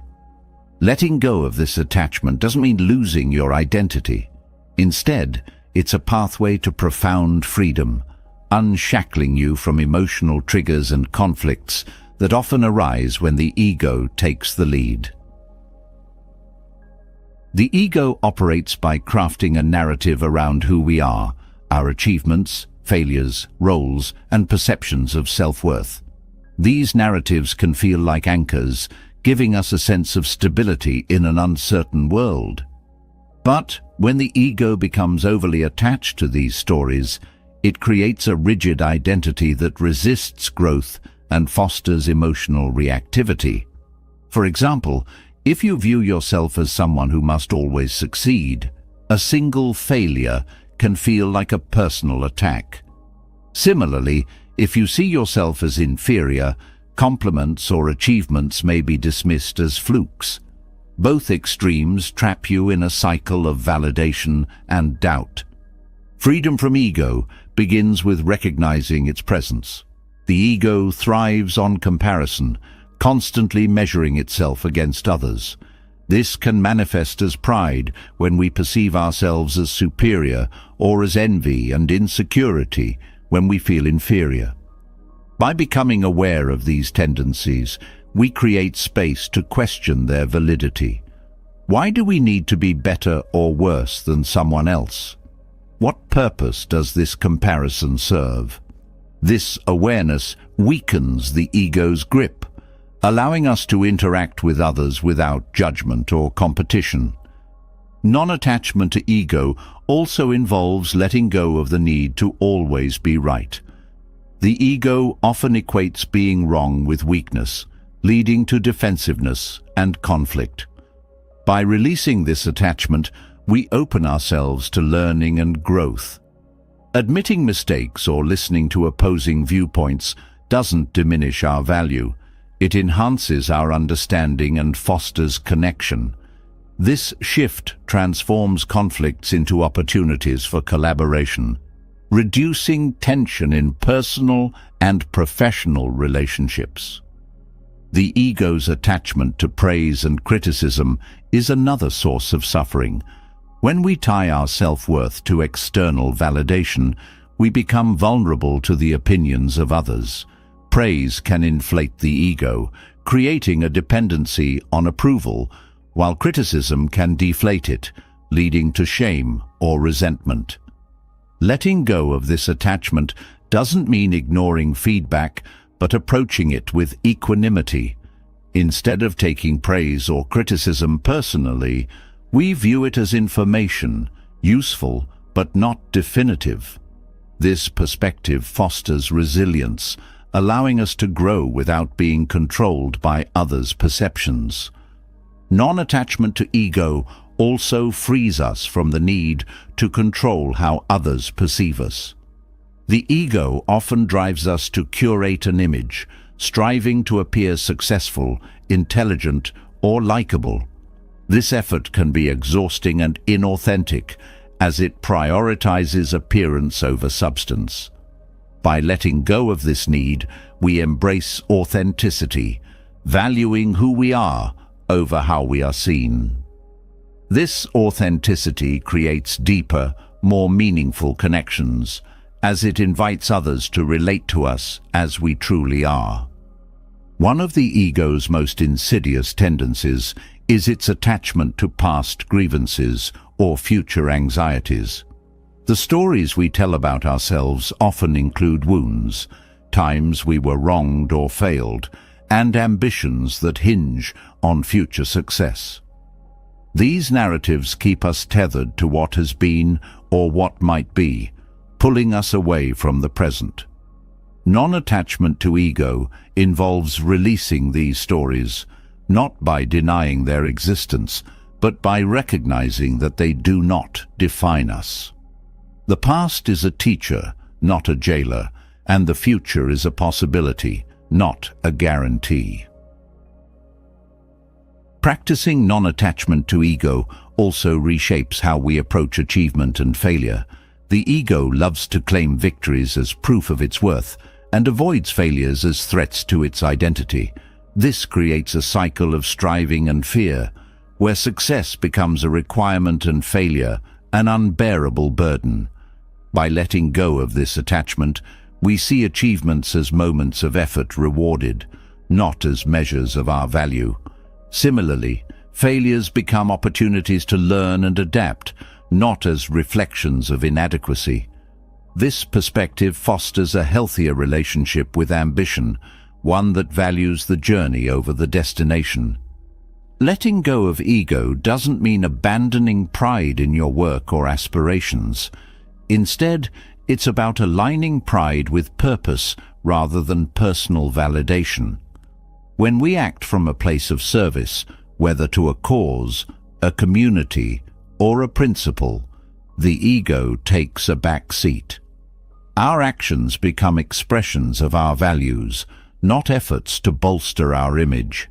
This shift creates a sense of fulfillment that is deeper and more enduring than the fleeting satisfaction of ego-driven pursuits. Non-attachment to ego also transforms how we experience relationships. The ego often turns relationships into arenas for validation, competition, or control. Whether it's seeking constant affirmation from a partner or trying to dominate a conversation, these behaviors stem from insecurity and attachment. By letting go of ego, we approach relationships with humility and openness, valuing connection over control. This creates space for trust, empathy, and mutual growth, enriching our interactions with others. Mindfulness is a powerful tool in dissolving the ego. The practice of observing thoughts and emotions without judgment helps us see the ego in action. When we notice feelings of pride, envy, or defensiveness, we can pause and reflect. What is the ego trying to protect or prove? This awareness allows us to choose responses that align with our values rather than reacting out of habit. Over time, mindfulness weakens the ego's hold, fostering a sense of inner peace and clarity. Gratitude is another antidote to ego. The ego often focuses on what is lacking, what we don't have, what we haven't achieved, or how we fall short. Gratitude shifts this perspective, directing our attention to what is present and sufficient. It reminds us that our worth is not tied to possessions or accomplishments, but to the simple, profound fact of being. This shift not only quiets the ego, but also cultivates a sense of contentment and abundance. Non-attachment to ego also involves embracing impermanence. The ego clings to stability, fearing change as a threat to its identity. Whether it's the loss of a job, a relationship, or a role, change often feels like a loss of self. By recognizing that all things are temporary, we free ourselves from this fear. Change becomes an opportunity for growth and renewal, not a threat to our existence. This perspective fosters resilience, allowing us to adapt and thrive in the face of life's uncertainties. Ultimately, non-attachment to ego is about shifting from a self-centered to a self-aware perspective. It's not about erasing the self, but about seeing it in its proper context, a part of a larger whole. This awareness dissolves the barriers created by pride, insecurity, and judgment, opening the door to a life of greater harmony, authenticity, and freedom. Through this practice, we discover that true strength lies not in defending the ego, but in letting it go. Letting go of the ego opens the door to a life of clarity and authenticity, but even with this newfound freedom, the mind can still be swayed by external chaos and inner turmoil. In those moments where emotions swell and thoughts scatter, grounding yourself becomes essential. The breath, ever present and steady, offers a powerful anchor, a direct path back to calm and focus. Through mindful breathing, you cultivate a sanctuary within, a place untouched by the storm of life's turbulence. This practice is not only about finding calm, but also about reclaiming control over your inner state. Breathing is a natural, involuntary act, yet when harnessed consciously, it becomes a profound tool for transformation. It is always with you, a bridge between body and mind, grounding you in the present. When the mind races with worry or anger, the breath reflects this chaos, becoming shallow and rapid. Conversely, by intentionally slowing and deepening the breath, you can influence the mind, inviting it to follow the rhythm of calm. This interplay between breath and thought is the essence of mindful breathing, a way to interrupt the cycle of stress and restore balance. The first step in using the breath as an anchor is cultivating awareness of it. Most people breathe unconsciously, rarely noticing its rhythm or depth. By directing your attention to the breath, you create a point of focus, a steady presence amid the fluctuations of thought. Observing the natural flow of your breath, the way it enters and leaves your body, grounds you in the here and now. This awareness is especially powerful in moments of overwhelm, as it redirects your attention from external triggers to an internal point of stability. One of the simplest and most effective techniques is deep diaphragmatic breathing. This involves drawing the breath deep into the belly, expanding the diaphragm rather than just the chest. This method not only increases oxygen intake, but also stimulates the parasympathetic nervous system, which promotes relaxation. By practicing diaphragmatic breathing regularly, you train your body to respond to stress with calm rather than tension. This technique can be used anywhere, whether in a crowded room or during a quiet moment of solitude, offering immediate relief from anxiety or agitation. Equal breathing, or samavriti, is another powerful practice. This technique involves making the inhale and exhale the same length, creating a balanced rhythm. For instance, you might breathe in for a count of 4 and exhale for a count of 4. This evenness mirrors the stability you seek, calming the mind and body while fostering a sense of equilibrium. Equal breathing is particularly effective when you feel pulled in multiple directions, as it helps you find a center point from which to regain focus. In moments of heightened emotion, such as anger or fear, the breath can become erratic, mirroring the intensity of the feeling. Box breathing, a technique often used by athletes and military personnel, offers a structured way to regain control. It involves inhaling for a count, holding the breath for the same count, exhaling for the same count, and holding again before the next inhale.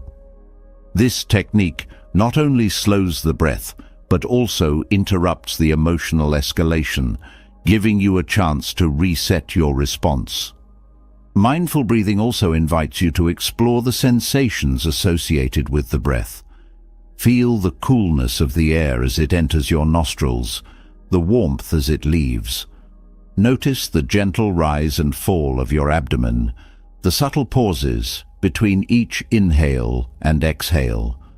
These sensations anchor you to the present moment, making it easier to let go of racing thoughts or persistent worries. By fully immersing yourself in the experience of breathing, you create a space of calm that remains untouched by external pressures.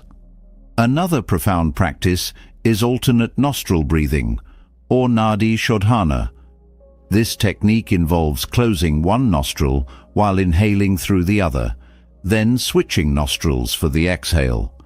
This alternation balances the body's energy and calms the mind, making it an excellent practice for moments of indecision or mental fatigue.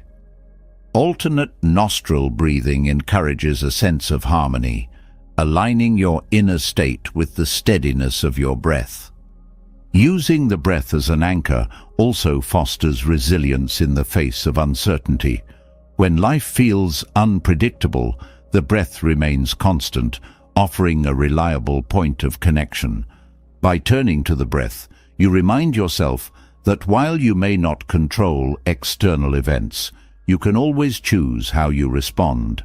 This empowerment reduces feelings of helplessness, grounding you in your ability to navigate challenges with clarity and composure. Breathing practices also deepen your connection to the body. Stress often manifests physically in tense shoulders, a clenched jaw, or a racing heart. By bringing awareness to your breath, you create an opportunity to notice and release these physical responses. For instance, as you exhale, you might consciously relax your shoulders or unclench your jaw, allowing the tension to dissipate. This process not only calms the mind, but also restores a sense of ease to the body. Integrating mindful breathing into daily life doesn't require setting aside large blocks of time. Even a few intentional breaths can create a significant shift. For example, taking 3 slow, deep breaths before starting a conversation or making a decision can help you approach the situation with greater awareness and calm. These micro-practices, when repeated throughout the day, build a foundation of mindfulness that supports you in both routine tasks and unexpected challenges. Breathing also serves as a bridge between moments, helping you transition with intention, whether moving from work to rest, from activity to stillness, or from tension to relaxation. The breath guides you through these shifts. By pausing to breathe deeply during transitions, you carry less mental clutter into the next moment, allowing you to engage with greater focus and presence. Mindful breathing is a deeply personal practice, adaptable to your needs and preferences. Some may find comfort in counting breaths, while others prefer visualizing the breath as a wave or a stream. The key is to explore and discover what resonates with you, creating a practice that feels natural and supportive. Over time, this exploration fosters a deeper relationship with your breath, transforming it from a background process to a trusted ally. The breath also connects you to a broader sense of life. Each inhale nourishes your body. Each exhale releases what is no longer needed. This cycle mirrors the rhythm of existence, taking in and letting go, receiving and releasing. By aligning with this rhythm, you cultivate a sense of flow, where you move through life with ease rather than resistance. The breath becomes a reminder of the interconnectedness of all things, grounding you in the awareness that you are both an individual and part of a larger whole. Ultimately, the practice of using the breath as an anchor is about returning to yourself. It's a way to reclaim your power, calm your mind, and reconnect with the present moment, no matter what life throws your way. Through mindful breathing, you discover a source of strength and stability that is always within reach, guiding you toward a life of greater peace and presence. The breath anchors us to the present, offering a gateway to inner calm and clarity. Yet, life extends beyond the moments we control. Our actions, choices, and intentions ripple outward, shaping the world we inhabit. This interconnectedness is beautifully encapsulated in the principle of karma, a reminder that our lives are intricately woven into the fabric of cause and effect. Far from being a force of punishment or reward, karma invites us to embrace accountability with grace and courage, transforming the way we navigate both challenges and triumphs. Karma begins with understanding that every action, no matter how small, carries consequences. These outcomes may not always be immediate or visible, but they leave an imprint, influencing the trajectory of our lives. Viewing life through the lens of karma encourages mindfulness in our choices. It's not about fearing the consequences, but recognizing the power we hold to shape our experiences through intention and action. This awareness fosters a sense of responsibility, grounding us in the knowledge that we are both creators and participants in the flow of life. Accountability is at the heart of karma. It challenges us to own our actions without deflecting blame or shirking responsibility. This can be uncomfortable, especially when facing the consequences of past choices. Yet, accountability is not about self-condemnation. It is a path to empowerment. By acknowledging our role in creating certain outcomes, we gain the clarity needed to make different, more aligned choices moving forward. This process transforms regret into growth, freeing us from the cycle of avoidance and denial. Karma also teaches the importance of intention. While the results of our actions may not always align with our desires, the energy behind them carries profound significance. Acting with kindness, honesty, and integrity creates a ripple effect, even if the immediate outcome is not as expected. Similarly, actions rooted in selfishness or harm, even if successful in the short term, often lead to long-term discord. By aligning our intentions with values that promote harmony, we contribute positively to both our lives and the lives of others. Fear often distorts our understanding of karma, reducing it to a system of retribution. This perspective can lead to anxiety about making mistakes or facing challenges. However, karma is not a punitive force, but a natural law of balance. It reflects the interconnected nature of existence, where actions and consequences are linked by the threads of cause and effect. Embracing karma means accepting this balance with trust. Understanding the difficulties are not punishments, but opportunities for learning and growth. Viewing life through the lens of karma also deepens our compassion for others. Recognizing that everyone is navigating the consequences of their actions helps us approach situations with empathy rather than judgment. When someone acts out of anger or fear, it often reflects their struggles and experiences, not their inherent nature. This awareness encourages forgiveness, both for others and ourselves, reducing the emotional weight of resentment and blame. Karma invites us to cultivate patience. The outcomes of our actions may not unfold immediately, and this delay can test our resolve. Whether planting seeds of kindness or pursuing long-term goals, the results often require time and persistence. Trusting the process of karma helps us remain committed to our values, even when the fruits of our efforts are not yet visible. This patience fosters resilience, enabling us to stay aligned with our purpose despite external uncertainties. The principle of karma also illuminates the power of choice. While we cannot control every circumstance, we can choose how we respond.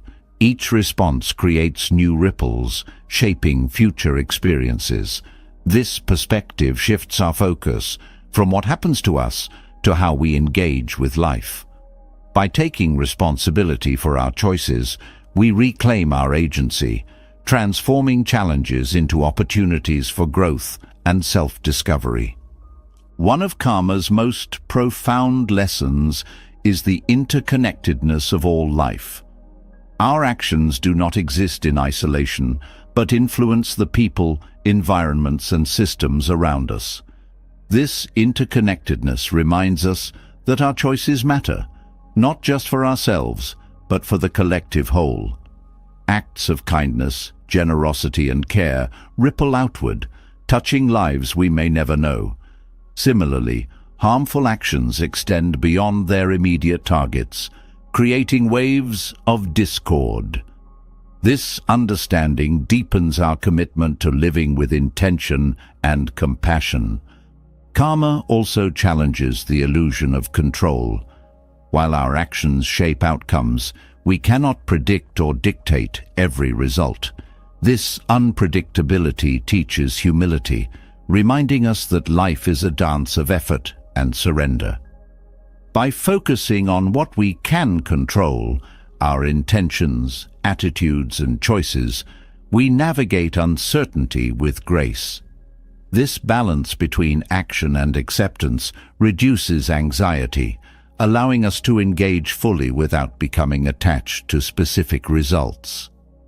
Practicing karma in daily life begins with mindfulness. Paying attention to our thoughts, words, and actions helps us align them with our values. Small, intentional choices, offering a kind word, refraining from gossip, or supporting someone in need, accumulate over time, creating a life rooted in harmony and purpose. These practices also build self-awareness, helping us notice when we stray from our intentions and gently guiding us back to alignment. Gratitude plays a vital role in embracing karma. By appreciating the positive outcomes of past actions, we reinforce the value of living with intention. Gratitude also helps us find meaning in challenges, viewing them as opportunities to grow rather than as setbacks. This perspective fosters a sense of balance, where we approach life's highs and lows with equanimity, trusting the wisdom of karma to guide us forward. Karma also encourages us to release attachment to results. This detachment is not about indifference, but about trusting the process. When we act with integrity and kindness, the outcome becomes secondary to the act itself. This shift reduces stress and fosters a sense of freedom, allowing us to engage with life wholeheartedly without being weighed down by expectations or disappointments. Forgiveness is another powerful aspect of karma. Holding on to anger or resentment perpetuates cycles of negativity, both within ourselves and in our relationships. By forgiving others and seeking forgiveness where needed, we break these cycles, creating space for healing and renewal. Forgiveness does not erase the past, but transforms its influence, allowing us to move forward with clarity and peace. Through karma, we learn to see challenges as teachers. Every difficulty carries a lesson, whether it's about patience, resilience, or the importance of staying true to our values. By approaching challenges with curiosity rather than resistance, we uncover their hidden gifts, turning obstacles into stepping stones. This perspective not only reduces suffering, but also deepens our understanding of ourselves and the world. Ultimately, karma invites us to live with integrity, mindfulness, and compassion. It is not about perfection, but about progress, a journey of continuous growth and alignment. By embracing accountability without fear, we cultivate a life of harmony and purpose, where each action contributes to the greater good. Through the lens of karma, we discover that every choice matters, and within each choice lies the power to create a brighter, more connected world. The teachings of karma guide us to live with mindfulness and accountability, recognizing the ripple effects of our actions. But even as we align ourselves with these principles, life does not always unfold as planned. Unforeseen challenges arise, disappointments surface, and control slips through our hands. In these moments, the ability to accept reality becomes essential. Yet acceptance is not the same as giving up. It is a balance between embracing what is and staying engaged with what can be. This delicate interplay between surrender and persistence offers a path to profound inner calm. Acceptance begins with acknowledging reality without resistance. Resistance often arises from the gap between our expectations and the present moment. We cling to how we believe things should be, fighting against what is, creating frustration and emotional turmoil. Acceptance does not mean condoning unfavorable circumstances or settling for less. It means releasing the struggle against the unchangeable. By doing so, we free up energy to focus on what we can influence, transforming helplessness into empowerment. At the heart of acceptance is the recognition that life is inherently dynamic. Change is constant, and clinging to fixed ideas or outcomes leads to suffering. When we accept the fluid nature of life, we develop the flexibility to adapt. This adaptability allows us to move with life's currents rather than being dragged by them. It is not about passivity, but about responding to change with wisdom and composure, finding opportunities for growth even in challenging times. One of the most significant misconceptions about acceptance is that it equates to resignation. Resignation suggests giving up, withdrawing effort, or ceasing to care. True acceptance, however, is active and engaged. It involves acknowledging the present moment fully while remaining open to possibilities. This balance allows us to honor our emotions, such as grief or disappointment, without being consumed by them. Acceptance becomes a bridge between acknowledging what is and pursuing what could be. Practicing acceptance requires self-awareness. Often, resistance is rooted in fear of loss, uncertainty, or failure. By identifying these fears, we can address them with clarity rather than allowing them to fuel resistance. For example, if a career setback triggers feelings of inadequacy, acceptance involves recognizing these emotions without letting them define us. From this place of self-awareness, we can take constructive steps forward, grounded in reality rather than fear. Gratitude plays a pivotal role in fostering acceptance. When faced with difficulties, it is easy to focus solely on what is wrong or missing. Gratitude shifts this perspective, highlighting what remains valuable and supportive in our lives. This shift does not erase challenges, but balances them with appreciation, making them easier to navigate. Gratitude also deepens our connection to the present, reminding us that even amid difficulties, there is much to cherish. Acceptance is particularly transformative in relationships. Interpersonal conflicts often arise from unmet expectations or the desire to change others. By accepting people as they are, we create space for understanding and connection. This does not mean tolerating harmful behavior, but recognizing that everyone operates from their unique experiences and perspectives. Acceptance fosters compassion, allowing us to engage with others authentically without the burden of unrealistic demands. In moments of crisis, acceptance becomes a source of resilience. When faced with loss, illness, or unforeseen hardship, resistance often amplifies suffering. Acceptance allows us to process these experiences with grace, focusing on what can be learned or transformed rather than what has been lost. This perspective does not diminish the pain, but integrates it into a broader understanding of life's complexity. It turns challenges into opportunities for growth and insight. Acceptance also transforms how we approach goals and aspirations. While ambition drives us to strive, an over-attachment to outcomes can create stress and dissatisfaction. Acceptance balances ambition with contentment, allowing us to pursue goals with effort and passion while remaining unattached to specific results. This approach reduces anxiety and fosters resilience as setbacks become part of the journey rather than insurmountable barriers. Mindfulness is a cornerstone of acceptance. By staying present, we can observe our thoughts, emotions, and reactions without judgment. This awareness helps us notice when resistance arises and gently redirect our focus toward acceptance.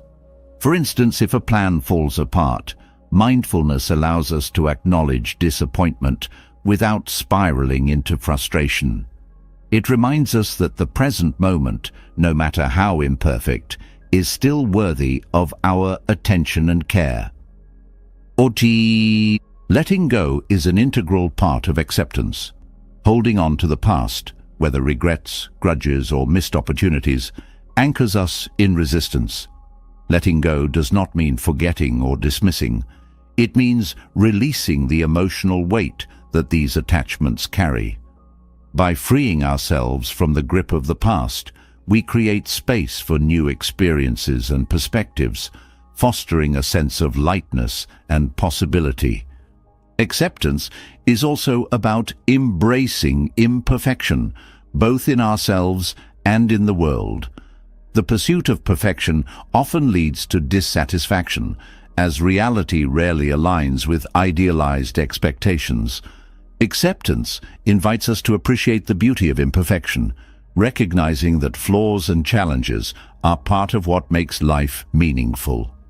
This perspective reduces self-criticism and fosters a sense of ease, allowing us to engage with life more authentically. In times of uncertainty, acceptance provides a steady foundation. When the future feels unclear or uncontrollable, resistance often manifests as anxiety or overthinking. Acceptance helps us navigate these moments with patience and trust, focusing on what we can do rather than what we cannot predict. This approach fosters a sense of stability, even in the midst of change. Acceptance also deepens our connection to others. When we accept ourselves fully, including our imperfections and vulnerabilities, we become more open to genuine relationships. This authenticity creates trust and understanding, reducing the need for masks or defenses. Acceptance becomes a shared space where connection thrives, grounded in mutual respect and empathy. Ultimately, acceptance without resignation is about embracing life as it is while staying engaged with its possibilities. It is not about surrendering our power, but about using it wisely, focusing on what truly matters. By transforming resistance into inner calm, we cultivate a sense of peace that is both steady and dynamic, guiding us through life's complexities with grace and resilience. Through acceptance, we discover that even in the face of challenges, there is a path to fulfillment and growth. Acceptance without resignation teaches us to find peace within the reality of life while remaining engaged with its possibilities. Yet, even as we embrace this harmony, another layer of clarity emerges: the power of simplicity. When life feels overwhelming, it's often not the circumstances themselves, but the clutter of unnecessary thoughts, actions, and possessions that weigh us down. Simplifying these elements is not about deprivation, but about refinement, focusing on what truly matters and letting go of what does not. This practice, rooted in strength and purpose, creates space for inner peace and allows us to live with greater intention. Simplicity begins with the mind. The constant chatter of thoughts, analyzing, worrying, comparing, often consumes more energy than the actual challenges we face. By simplifying our mental patterns, we free ourselves from this drain. This process starts with awareness. When we pause to observe our thoughts, we often notice that many of them are repetitive, unproductive, or rooted in fears that never materialize. Gently redirecting these thoughts toward the present moment creates clarity and calm, reducing mental clutter. Focusing on one task or intention at a time is another way to simplify the mind. Multitasking, though often praised as efficient, scatters attention and creates stress. By concentrating fully on a single activity, we not only perform it with greater care, but also experience a sense of flow. This practice transforms routine tasks into moments of mindfulness, grounding us in the present and freeing us from the chaos of divided attention. Simplicity also extends to our actions. In a world that often glorifies busyness, it's easy to equate productivity with worth. This mindset leads to overcommitment, leaving little room for rest or reflection. Simplifying our schedules involves identifying what truly aligns with our values and letting go of the rest. This doesn't mean neglecting responsibilities, but prioritizing with intention, ensuring that our efforts contribute to a sense of purpose rather than exhaustion. Decluttering physical spaces is another powerful step towards simplicity. Our surroundings often reflect and influence our inner state. A space filled with unnecessary possessions can create feelings of overwhelm, while a clean and intentional environment fosters calm. Simplifying possessions is not about minimalism for its own sake, but about creating a space that supports your well-being. Letting go of items that no longer serve a purpose, bring joy, or align with your values opens up physical and mental space for what truly matters. Simplicity in relationships is equally transformative. Many of us carry the weight of unhealthy connections, relationships marked by obligation, resentment, or lack of reciprocity. Simplifying these dynamics involves setting boundaries, prioritizing meaningful connections, and releasing those that drain our energy. This process doesn't mean abandoning others, but approaching relationships with honesty and care, ensuring they are rooted in mutual respect and authenticity. A simplified life is also one that aligns with nature's rhythms. The fast pace of modern life often disconnects us from these natural cycles, leading to stress and imbalance. By slowing down and attuning ourselves to the simplicity of nature, its seasons, its stillness, its abundance, we find inspiration and grounding. This connection reminds us of life's inherent simplicity, where everything unfolds with purpose and grace. Simplicity does not mean avoiding complexity, but navigating it with clarity. Life's challenges often require intricate solutions, but a simplified mindset allows us to approach them without unnecessary complication. Instead of reacting impulsively or overthinking, we respond with focus and intention, addressing what needs attention while letting go of distractions. This approach fosters resilience as we conserve energy for what truly matters. Practicing gratitude is a cornerstone of simplicity. When we focus on what we have rather than what we lack, we naturally let go of excess. Gratitude shifts our perspective, helping us appreciate the richness of simplicity. A warm meal, a quiet moment, a meaningful conversation. This appreciation reduces the constant desire for more, replacing it with contentment and peace. Simplicity also invites us to examine our habits. Many of the routines we follow are rooted in convenience or habit rather than intention. Simplifying these habits involves questioning whether they serve our well-being or distract from it.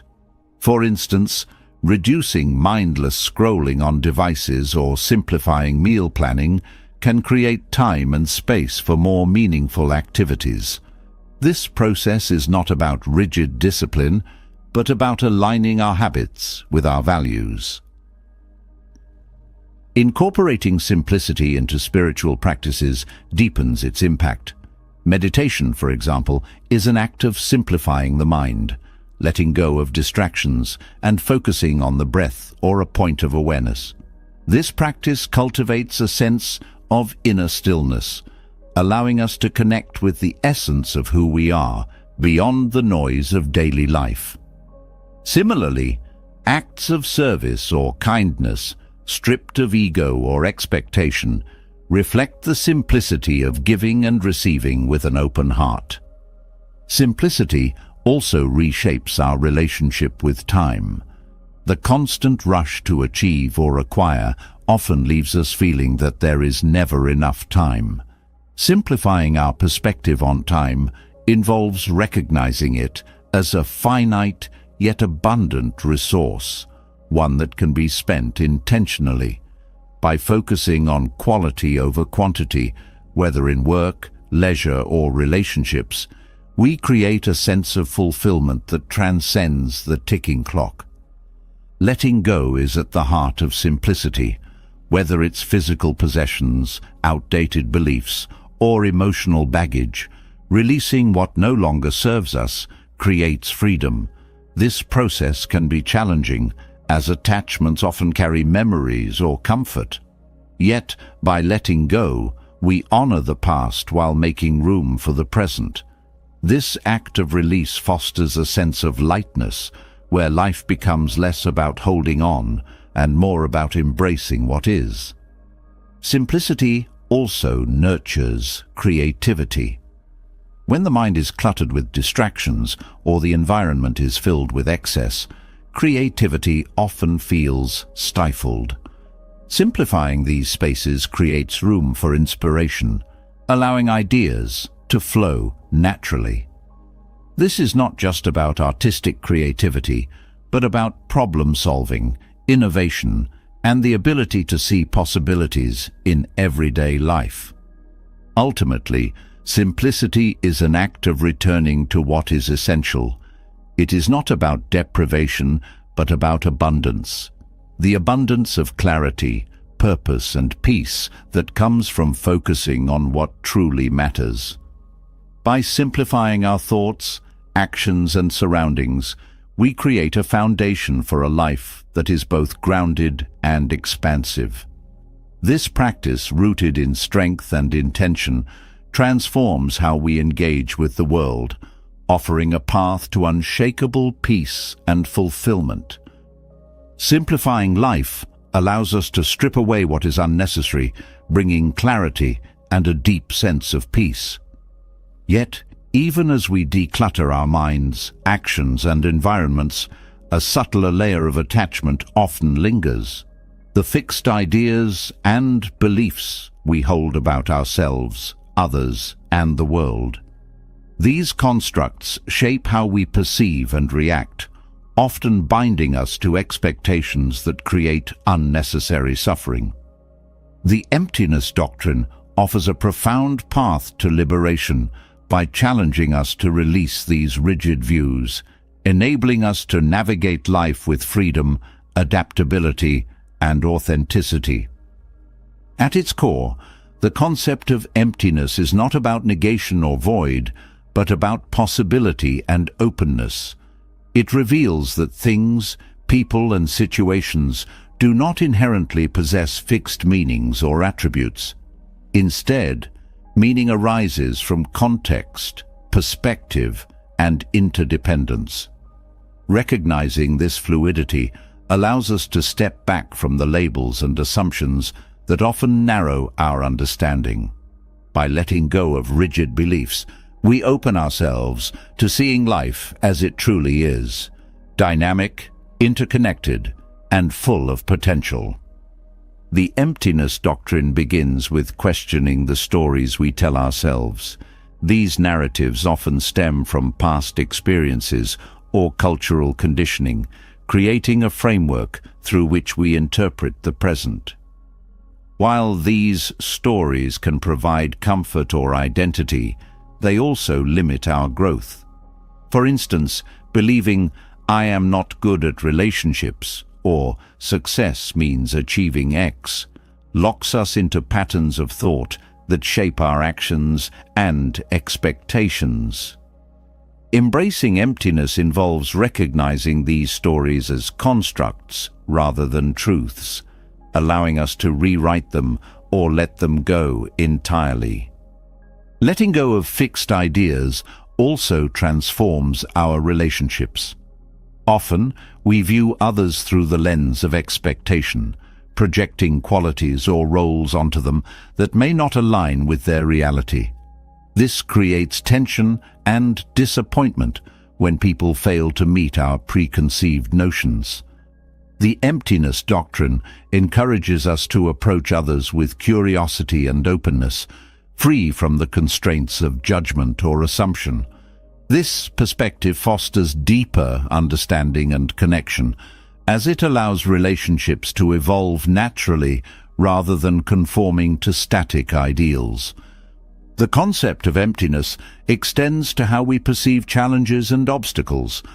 When we label a situation as bad or unfair, we often react with resistance or despair, amplifying our suffering.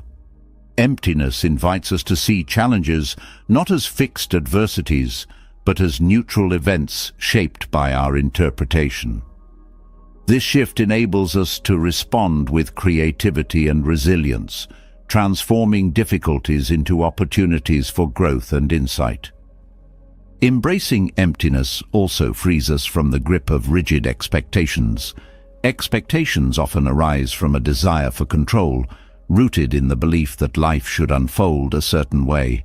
When reality diverges from these expectations, frustration and disappointment ensue. By releasing the need for life to conform to a fixed plan, we create space for spontaneity and acceptance. This doesn't mean abandoning goals or ambitions, but approaching them with flexibility, adapting to the flow of life rather than resisting it. One of the most profound aspects of the emptiness doctrine is its impact on self-identity. The ego often constructs a fixed sense of self based on roles, achievements, or attributes, clinging to these as markers of worth. This rigidity can lead to anxiety as we strive to maintain or defend this identity against change. Recognizing the emptiness of self dissolves this attachment, revealing that who we are is not confined to labels or roles. This awareness fosters a sense of freedom as we embrace the fluidity of identity and the possibilities it brings. The practice of emptiness also enhances mindfulness. When we approach the present moment without preconceptions, we experience it more fully, free from the filters of past judgments or future worries. This openness allows us to engage with life as it is, appreciating its nuances and subtleties.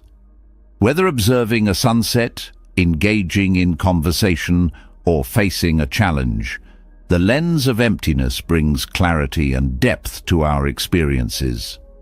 Letting go of fixed ideas does not mean abandoning discernment or values. It means recognizing that our understanding is always incomplete, shaped by context and perspective. This humility allows us to hold our beliefs lightly, open to revising them as new insights emerge. This flexibility is particularly valuable in a rapidly changing world, where adaptability and openness are essential for navigating complexity. The emptiness doctrine also challenges the notion of possession. Whether it's material belongings, relationships, or achievements, attachment to ownership often creates anxiety and fear of loss. Emptiness reveals that nothing is truly ours in a permanent sense. Everything exists in a state of flux. By releasing this attachment, we cultivate a sense of gratitude and appreciation for what we have, free from the fear of losing it.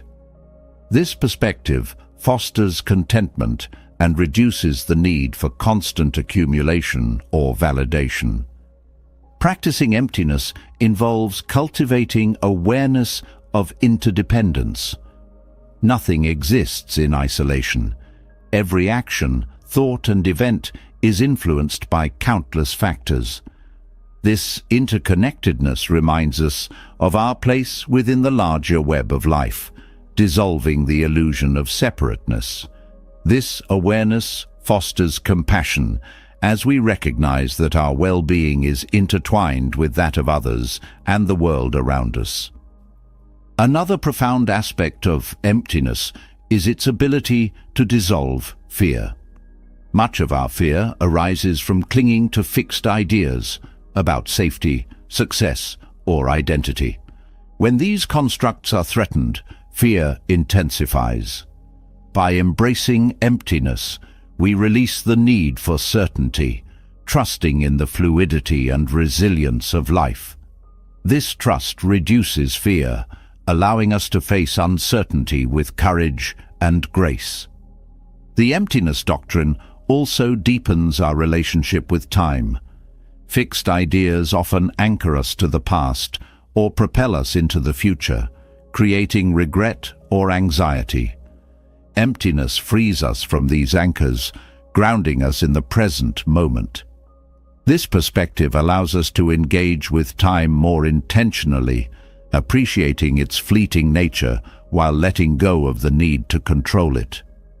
Ultimately, the emptiness doctrine is not about detachment from life, but about engaging with it more fully. By releasing fixed ideas and embracing the fluidity of existence, we discover a freedom that transcends circumstance. This freedom is not about escaping challenges, but about meeting them with openness, curiosity, and strength. Through the lens of emptiness, life becomes a canvas of infinite possibilities, where each moment offers the opportunity to grow, connect, and create anew. Releasing rigid ideas and embracing emptiness brings a profound sense of freedom, allowing us to navigate life's complexities with clarity and openness. Yet, this openness is not a void. It's an invitation to fill the space with something meaningful. Compassion, cultivated intentionally, becomes the bridge that connects emptiness to a deeper sense of purpose and resilience. Loving kindness meditation offers a transformative practice to anchor this compassion, helping to nurture calm and an open heart in a world often marked by division and difficulty. Loving kindness meditation begins with the simple yet profound act of directing goodwill toward yourself. Often, the inner dialogue we carry is harsher than anything we would say to others. By consciously sending kindness and forgiveness inward, you begin to dissolve the barriers of self-criticism and doubt. Repeating affirmations like, "May I be happy, may I be healthy, may I live with ease," you remind yourself of the worth that lies beyond achievements or failures. This self-compassion is the foundation for extending loving kindness to others. The practice of loving kindness meditation is not limited to self-love. It expands outward, encompassing those close to you, acquaintances, strangers, and even those you find challenging. This progression mirrors the interconnection of all beings, breaking down the illusion of separateness.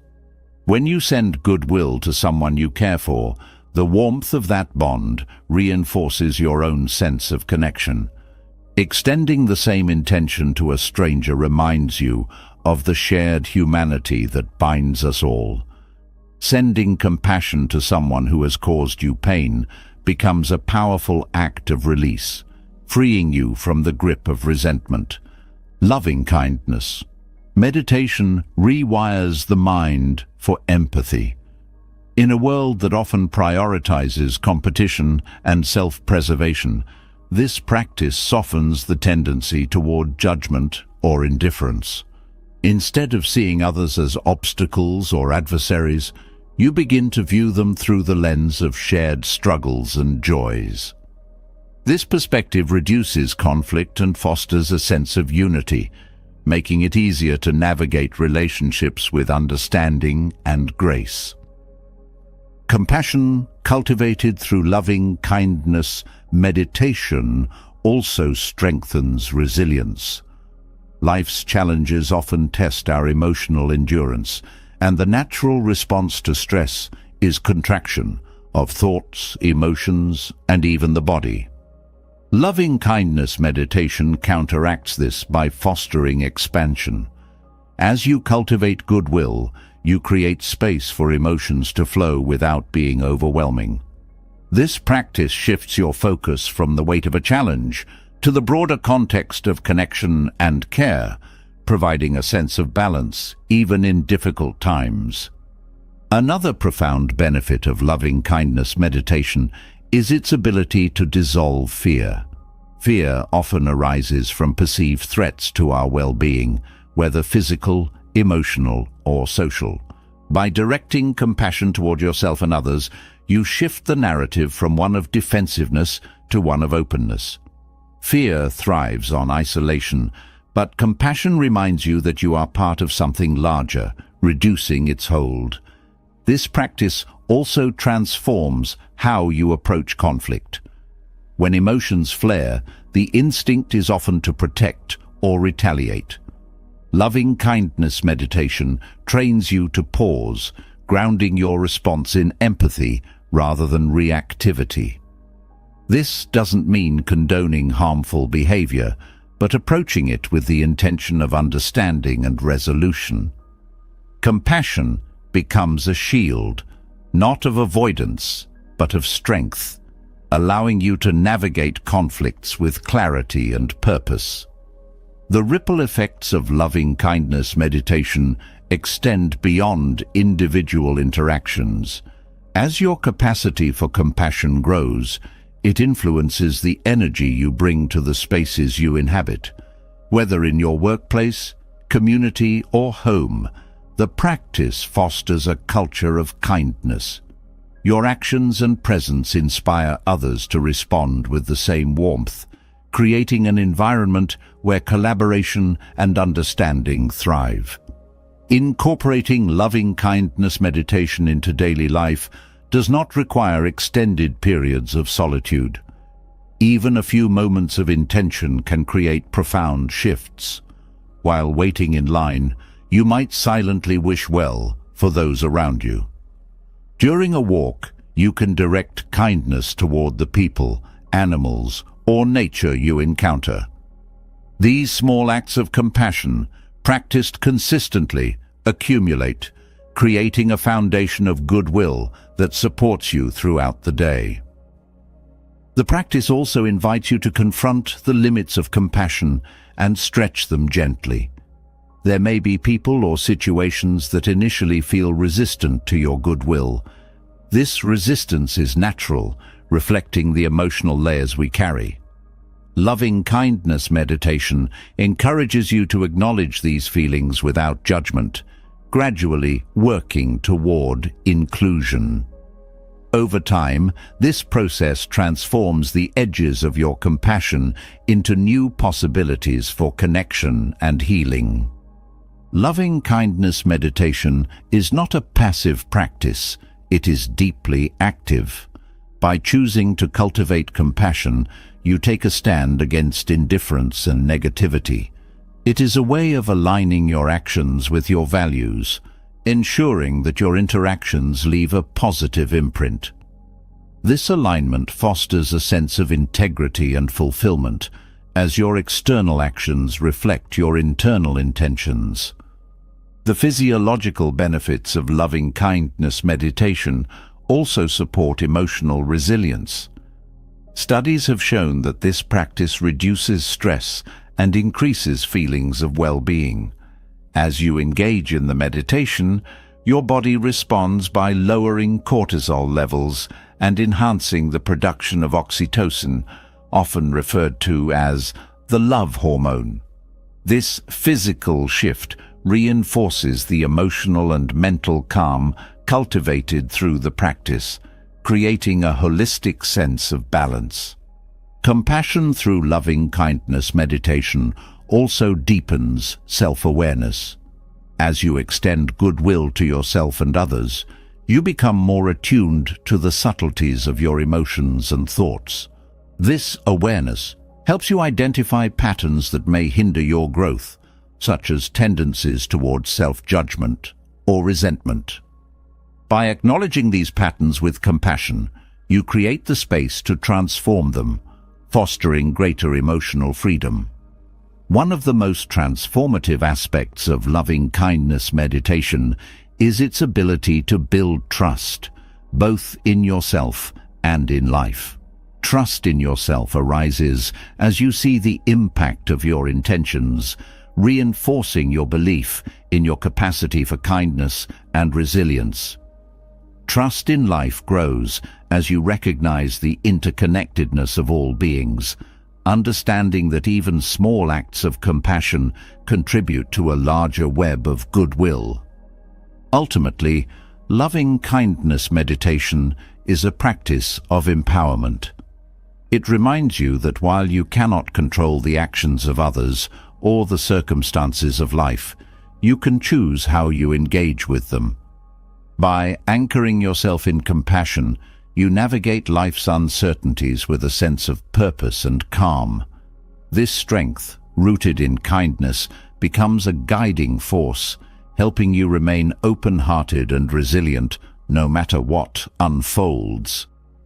Through loving-kindness meditation, you discover that the path to peace is not found in isolation, but in connection, where the simple act of wishing well becomes a transformative force for yourself and the world around you. Compassion, cultivated through loving kindness, teaches us that even the most challenging emotions can be met with grace and understanding. Yet, life often brings pain that feels overwhelming, moments when suffering seems to eclipse all else. It is in these times that the greatest opportunities for growth emerge. Suffering, though painful, holds a profound potential for transformation. When approached with awareness and purpose, it becomes a teacher, offering lessons that deepen wisdom and fortify the spirit. The Buddhist approach to turning suffering into wisdom is not about erasing pain, but about embracing it as a catalyst for inner strength and clarity. Suffering often arises when life diverges from our expectations. We resist the reality of loss, failure, or change, clinging to how we believe things should be. This resistance amplifies pain, turning it into suffering. The first step in transforming suffering is acceptance, not passive resignation, but an active acknowledgement of what is. Acceptance allows us to face the truth of our experience without denial or distraction, creating the foundation for meaningful growth. Through this practice, we learn that acknowledging pain is not a weakness, but a profound act of courage. Pain, while uncomfortable, is a messenger. It signals areas of life that require attention, healing, or change. By listening to these signals, we uncover the deeper layers of our experiences. For example, the pain of rejection might reveal unmet needs for connection or self-worth. Instead of suppressing or avoiding this discomfort, the Buddhist approach encourages us to sit with it, observing its origins and impact without judgment. This process transforms pain into insight, revealing the underlying patterns that shape our responses to life. One of the most powerful tools for turning suffering into wisdom is mindfulness. By staying present with our pain, we cultivate a sense of clarity that prevents us from being consumed by it. Mindfulness invites us to observe suffering as it unfolds, noticing its impermanence. This awareness creates space between our experiences and our reactions, allowing us to respond with intention rather than reflex. Over time, mindfulness becomes a source of resilience, helping us navigate challenges with grace and composure. Suffering also provides an opportunity to cultivate compassion for ourselves and others. When we experience pain, we gain a deeper understanding of the struggles faced by those around us. This empathy fosters connection, breaking down the barriers of isolation that suffering often creates. By extending compassion to ourselves, we soften the harshness of self-judgment, creating a supportive inner environment where growth can flourish. Compassion becomes both a balm for our wounds and a bridge to understanding the shared humanity of suffering. The Buddhist approach also emphasizes the role of impermanence in transforming suffering. Pain, like all experiences, is transient. Recognizing this truth helps us navigate difficulties with patience and trust. While suffering may feel all-encompassing in the moment, the awareness of its impermanence reminds us that it, too, will pass. This perspective not only provides comfort, but also encourages us to engage with pain constructively, knowing that it holds the potential for transformation. Gratitude plays a significant role in this process. While it may seem counterintuitive to express gratitude in the face of suffering, this practice shifts our focus from what is lacking to what remains. Gratitude does not deny pain, but balances it, reminding us of the strength and resources that support us through challenges. By acknowledging the lessons embedded in our struggles, we reframe suffering as a catalyst for growth rather than an obstacle to overcome. Another key aspect of turning suffering into wisdom is letting go of attachment. Much of our pain stems from clinging to people, outcomes, or identities that no longer serve us. The Buddhist approach invites us to release these attachments, not by force, but through understanding. Letting go creates space for new perspectives and possibilities, transforming loss into renewal. This process is not about forgetting, but about integrating our experiences in a way that fosters freedom and growth. Suffering also challenges us to redefine our understanding of strength. In a culture that often equates strength with stoicism or invulnerability, the Buddhist perspective offers a different view.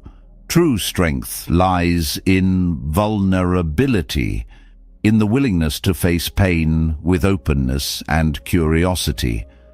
By embracing our struggles, we discover a resilience that is rooted not in resistance, but in adaptability. This strength allows us to move through life with greater authenticity and grace. The practice of self-inquiry is instrumental in this transformation. By asking questions like, "What is this pain teaching me?" or "How can I grow from this experience?" we shift our focus from victimhood to empowerment. Self-inquiry encourages us to explore the deeper meaning of our suffering, uncovering insights that guide us toward greater self-awareness and purpose. This process turns challenges into stepping stones, paving the way for personal and spiritual growth. Community plays an essential role in this journey. Sharing our struggles with others creates a sense of solidarity, reminding us that we are not alone in our pain. The act of vulnerability fosters connection, breaking the isolation that suffering often brings. Within a supportive community, we find encouragement and perspective, as well as the opportunity to offer the same to others. This mutual support transforms suffering into a shared journey of growth. The Buddhist approach also highlights the importance of patience. Growth does not happen overnight. It is a gradual process that requires time and care. By cultivating patience, we honor the pace of our transformation, allowing each step to unfold naturally. This patience is not passive but active, involving consistent effort and trust in the process. Through this practice, we learn to embrace the journey, finding meaning in the small, incremental shifts that lead to profound change.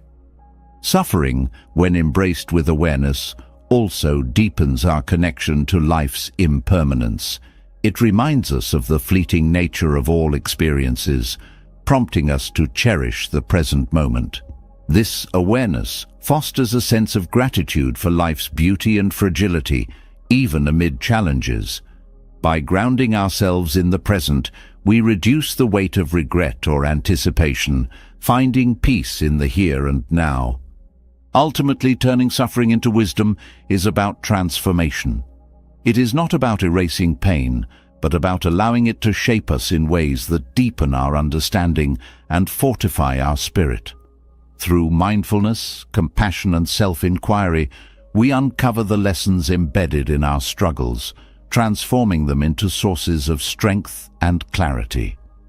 The Buddhist approach teaches us that even in the midst of hardship, there is an opportunity to grow, to connect, and to discover the profound resilience that lies within. Through this practice, suffering becomes not an end, but a beginning, a path to wisdom, strength, and a deeper appreciation of life's intricate beauty. Turning suffering into wisdom reveals the profound lessons hidden within life's challenges, teaching us resilience and insight. Yet, even as we navigate these lessons, the ability to look inward becomes essential. Self-reflection is the mirror through which we understand our actions, thoughts, and emotions, offering the clarity needed for personal growth. However, reflection often carries a hidden danger: self-criticism. When introspection turns harsh, it fosters guilt and shame instead of learning and growth. Mastering the art of self-reflection without self-criticism allows us to embrace our humanity with kindness, turning inward with curiosity rather than judgment. Self-reflection begins with awareness. It is the conscious act of observing oneself, not to find fault, but to gain understanding. This requires stepping back from the noise of daily life and creating a space for honest examination. By asking questions like, "What was my intention?" or "How did this experience affect me and others?" we start to uncover patterns and motivations. Awareness lays the foundation for change, as we cannot address what we do not see. A key to gentle self-reflection is cultivating a mindset of curiosity. Instead of labeling actions as good or bad, we approach them as opportunities to learn. For instance, when reflecting on a mistake, curiosity asks, "What led me to this choice?" Or, "What can I do differently next time?" This shift moves the focus from blame to growth, transforming setbacks into valuable lessons. Curiosity opens the door to exploration, helping us see complexities rather than resorting to simplistic self-judgment. Compassion is the heart of self-reflection without criticism. It reminds us that we are human, inherently imperfect, and that mistakes are part of growth. Treating ourselves with the same kindness we would offer a friend allows us to hold space for both our strengths and flaws. Compassion doesn't excuse harmful behavior, but provides the support needed to address it constructively. It creates a safe environment for introspection, where honesty flourishes without fear of harsh repercussions. The practice of separating actions from identity is another vital aspect of self-reflection. Often we conflate what we do with who we are, leading to feelings of unworthiness when mistakes occur. Recognizing that actions are transient and do not define us helps maintain a balanced perspective. For example, instead of saying, "I am a failure," we acknowledge, "I made a mistake, but I can learn from it." This separation fosters accountability without self-blame, encouraging growth while preserving self-worth. Mindfulness enhances self-reflection by anchoring us in the present moment. It allows us to observe thoughts and emotions without becoming entangled in them. When reflecting on past actions, mindfulness helps us avoid spiraling into regret or guilt, focusing instead on the insights available now. Similarly, when considering future intentions, mindfulness keeps us grounded, preventing anxiety about outcomes. This balanced awareness makes reflection a tool for clarity rather than a source of distress. Setting intentions for self-reflection creates structure and focus. Instead of diving into introspection aimlessly, we approach it with purpose, identifying specific areas we want to explore. For example, reflecting on communication in relationships or responses to stress provides a clear direction, making the process more effective. Intentions also remind us of the goal of self-reflection, growth, not perfection. This focus prevents us from falling into the trap of over-analyzing or fixating on flaws. Journaling is a practical tool for self-reflection, offering a tangible way to process thoughts and emotions. Writing allows us to externalize our inner experiences, gaining perspective and clarity. By revisiting journal entries over time, we can track patterns and progress, celebrating growth while identifying areas for further exploration. Journaling also creates a private space for expression, free from the judgment of others, where we can be completely honest with ourselves. A significant part of self-reflection involves embracing vulnerability. It requires courage to face uncomfortable truths about ourselves, but this vulnerability is also a source of strength. By acknowledging our fears, insecurities, and mistakes, we strip them of their power to control us. Vulnerability fosters authenticity, allowing us to engage with ourselves and others more deeply. This openness transforms self-reflection into a practice of liberation, where we are no longer bound by denial or pretense. Gratitude complements self-reflection by highlighting what is going well in our lives. While introspection often focuses on challenges, gratitude shifts our attention to strengths and successes. This balance prevents self-reflection from becoming overly critical, reminding us of the progress we have made. Gratitude also nurtures a positive mindset, reinforcing the belief that growth is possible and worthwhile. Boundaries are essential for healthy self-reflection. Introspection, when overdone, can become rumination, a cycle of overthinking that amplifies negativity.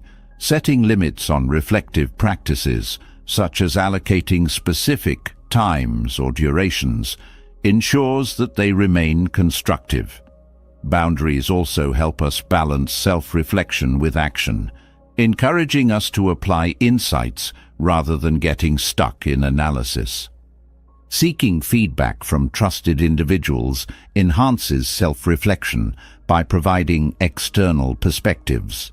Others often see aspects of us that we might overlook, offering valuable insights into our behavior and impact.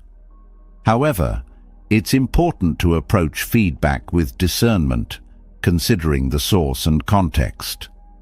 Feedback should complement self-reflection, not replace it, serving as an additional lens through which we view ourselves. Self-reflection without criticism also requires patience. Growth is a gradual process, and expecting immediate transformation can lead to frustration. Patience reminds us that each step, no matter how small, contributes to progress.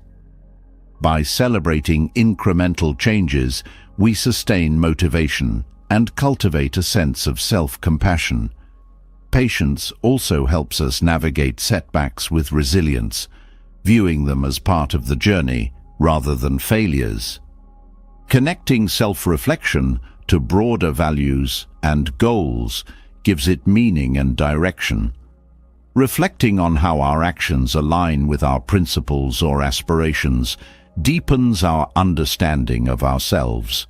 For instance, if kindness is a core value, self-reflection might explore how well we embody it in daily interactions. This alignment between reflection and values makes the process purposeful, inspiring continued growth. The practice of self-reflection also enhances emotional intelligence. By examining our reactions to situations, we gain insight into our emotional triggers and patterns. This awareness allows us to respond more skillfully, managing emotions rather than being controlled by them. Emotional intelligence fosters better relationships and decision-making, creating a ripple effect of positive change in our lives. Ultimately, self-reflection without self-criticism is a practice of self-love. It is about honoring our humanity, embracing our imperfections, and committing to growth with kindness and intention. By approaching ourselves with curiosity and compassion, we turn inward not to judge, but to understand. This gentle path to self-mastery transforms self-reflection into a source of empowerment, where each insight becomes a step toward greater clarity, authenticity, and fulfillment. Self-reflection without criticism allows us to explore our inner world with kindness, discovering areas for growth while honoring our humanity. However, as we delve into this journey, we often uncover attachments that no longer serve us, relationships, habits, or expectations that drain our energy and limit our freedom. These attachments, when rooted in clinging, tether us to suffering and prevent us from living fully. Learning to release toxic attachments is not about rejection, but liberation, creating space for healthier connections and a more balanced life. Clinging arises from fear of loss, uncertainty, or inadequacy. It often leads us to hold tightly to people, things, or ideas, believing they provide security or validation. Yet, the tighter we cling, the more we magnify the pain of potential loss. Releasing attachments begins with understanding this dynamic, recognizing that clinging does not protect us, but binds us. Awareness of the discomfort clinging creates is the first step toward letting go. One of the most common sources of clinging is unhealthy relationships. These connections may persist out of obligation, fear of loneliness, or a desire for approval.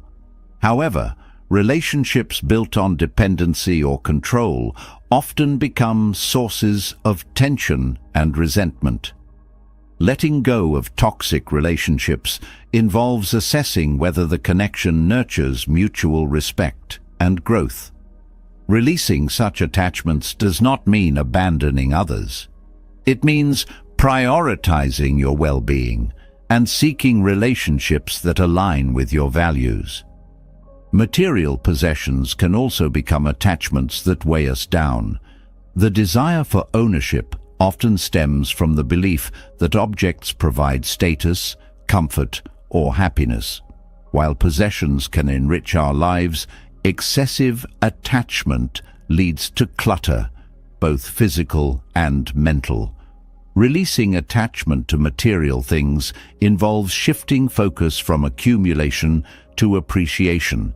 It means cherishing what serves a purpose or brings joy, while letting go of what no longer adds value.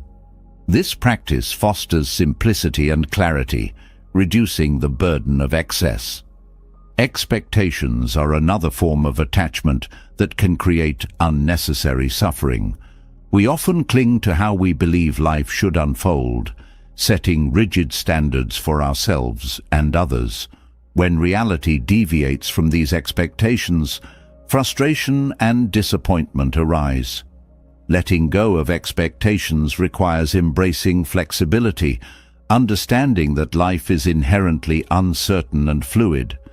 This openness allows us to navigate changes with grace, finding opportunities within unexpected outcomes.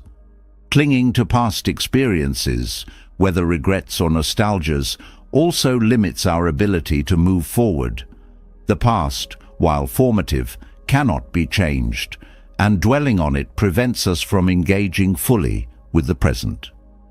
Releasing attachment to the past involves honoring its lessons without becoming trapped by its weight.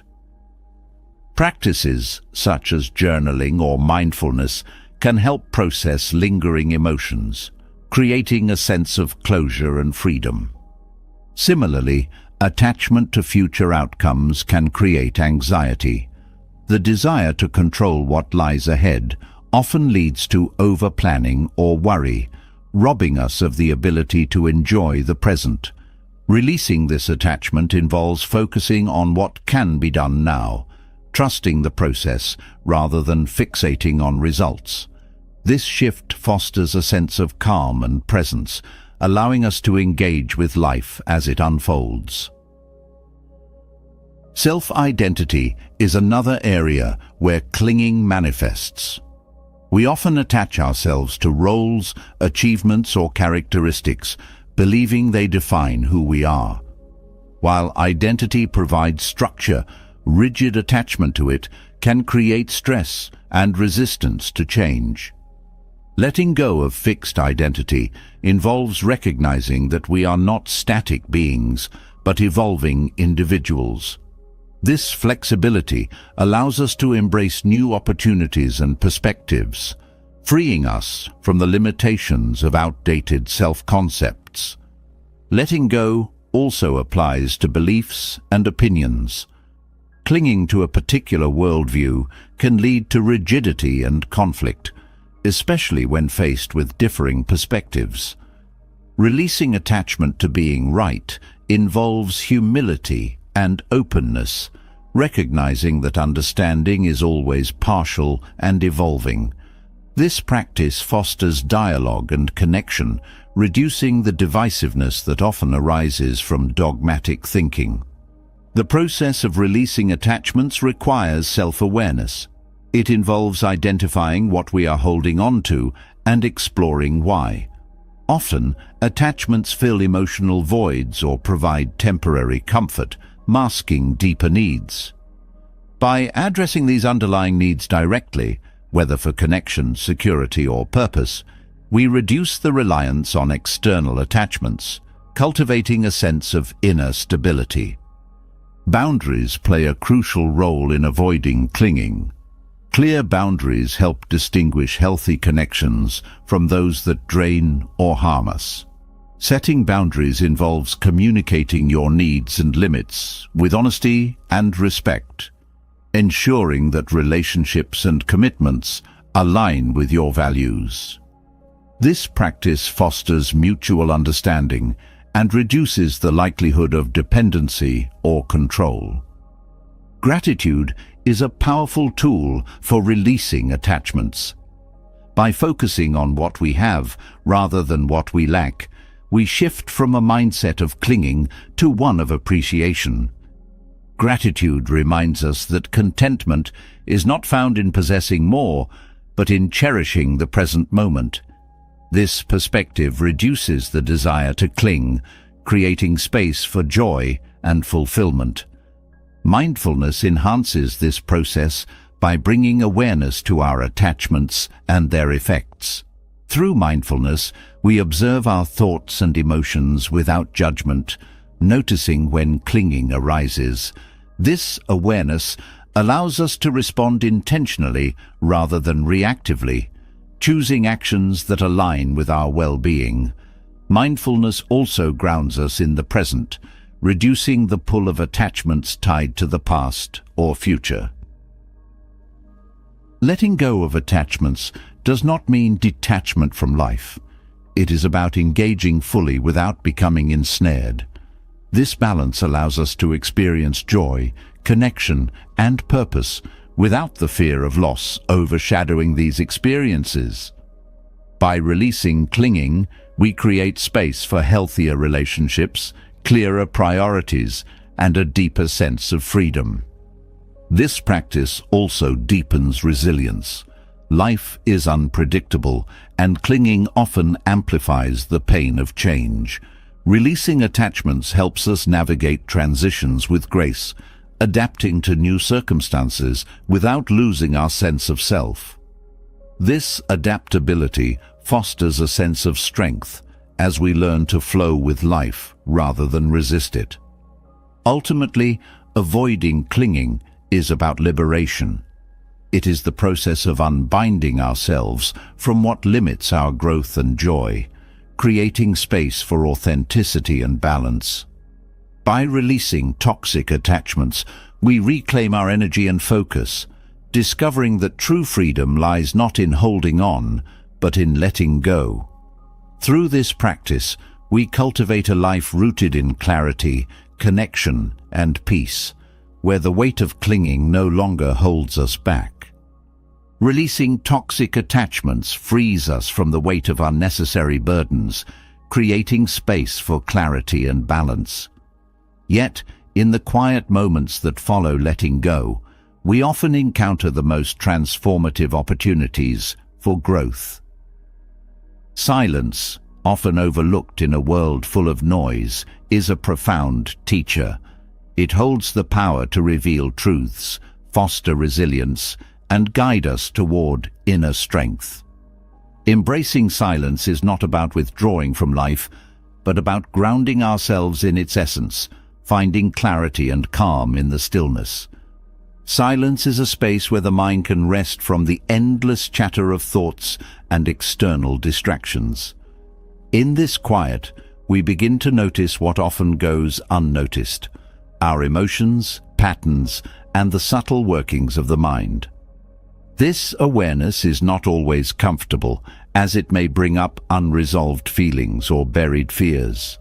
However, within this discomfort lies the opportunity for understanding.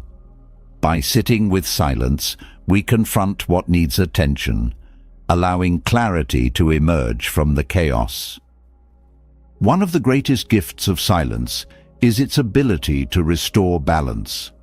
The constant barrage of noise from the world around us, voices, technology, obligations, can leave us feeling overwhelmed and disconnected.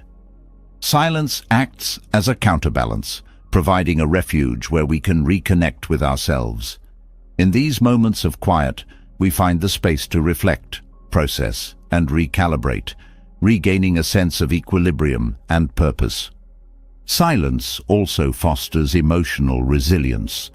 When we step away from external distractions, we gain the capacity to observe our emotions without being swept away by them. This practice of stillness teaches us to sit with discomfort, whether it's sadness, anger, or uncertainty, without needing to react or escape. Over time, this builds emotional strength as we learn to face challenges with a calm and steady presence. Solitude, often paired with silence, deepens this practice. Spending time alone, free from the expectations and demands of others, allows us to tune into our own needs and desires. Solitude is not loneliness. It is a deliberate choice to create space for introspection and renewal. In this space, we discover who we are beyond the roles we play or the identities we carry, cultivating a deeper connection with our true selves. Silence also enhances our ability to listen, not just to others, but to the world around us. In the absence of noise, we become attuned to the subtleties of life: a bird's song, the rustle of leaves, the rhythm of our own breath. This heightened awareness fosters a sense of presence and appreciation, grounding us in the richness of the moment. It reminds us that life's beauty often lies in the simplest things. In relationships, silence holds transformative potential. While words are essential for communication, silence allows for deeper understanding and connection. It creates space for reflection, where we can process emotions and responses before speaking. This pause reduces reactivity and fosters thoughtful dialogue. Silence also conveys presence and empathy, as we hold space for others without the need to fill it with words. In these quiet moments, trust and connection flourish. The practice of silence also nurtures creativity. When the mind is free from constant input, it has room to explore, imagine, and innovate. Many of history's greatest thinkers and artists found inspiration in solitude and quiet contemplation. Silence acts as a blank canvas where ideas can take shape without interference. This creative potential is not limited to art or invention. It extends to problem-solving, decision-making, and the ability to see new possibilities in everyday life. Silence invites us to confront the fear of stillness. In a culture that often equates activity with productivity and worth, silence can feel unproductive or even unsettling. However, this discomfort is a reflection of how much we rely on noise to distract us from ourselves. Embracing silence is an act of courage, a willingness to be present with what arises without judgment. In doing so, we discover that stillness is not empty, but full of insight and depth. Meditation is a powerful way to engage with silence. By focusing on the breath or a point of awareness, we quiet the mind's noise, creating a space for clarity and calm.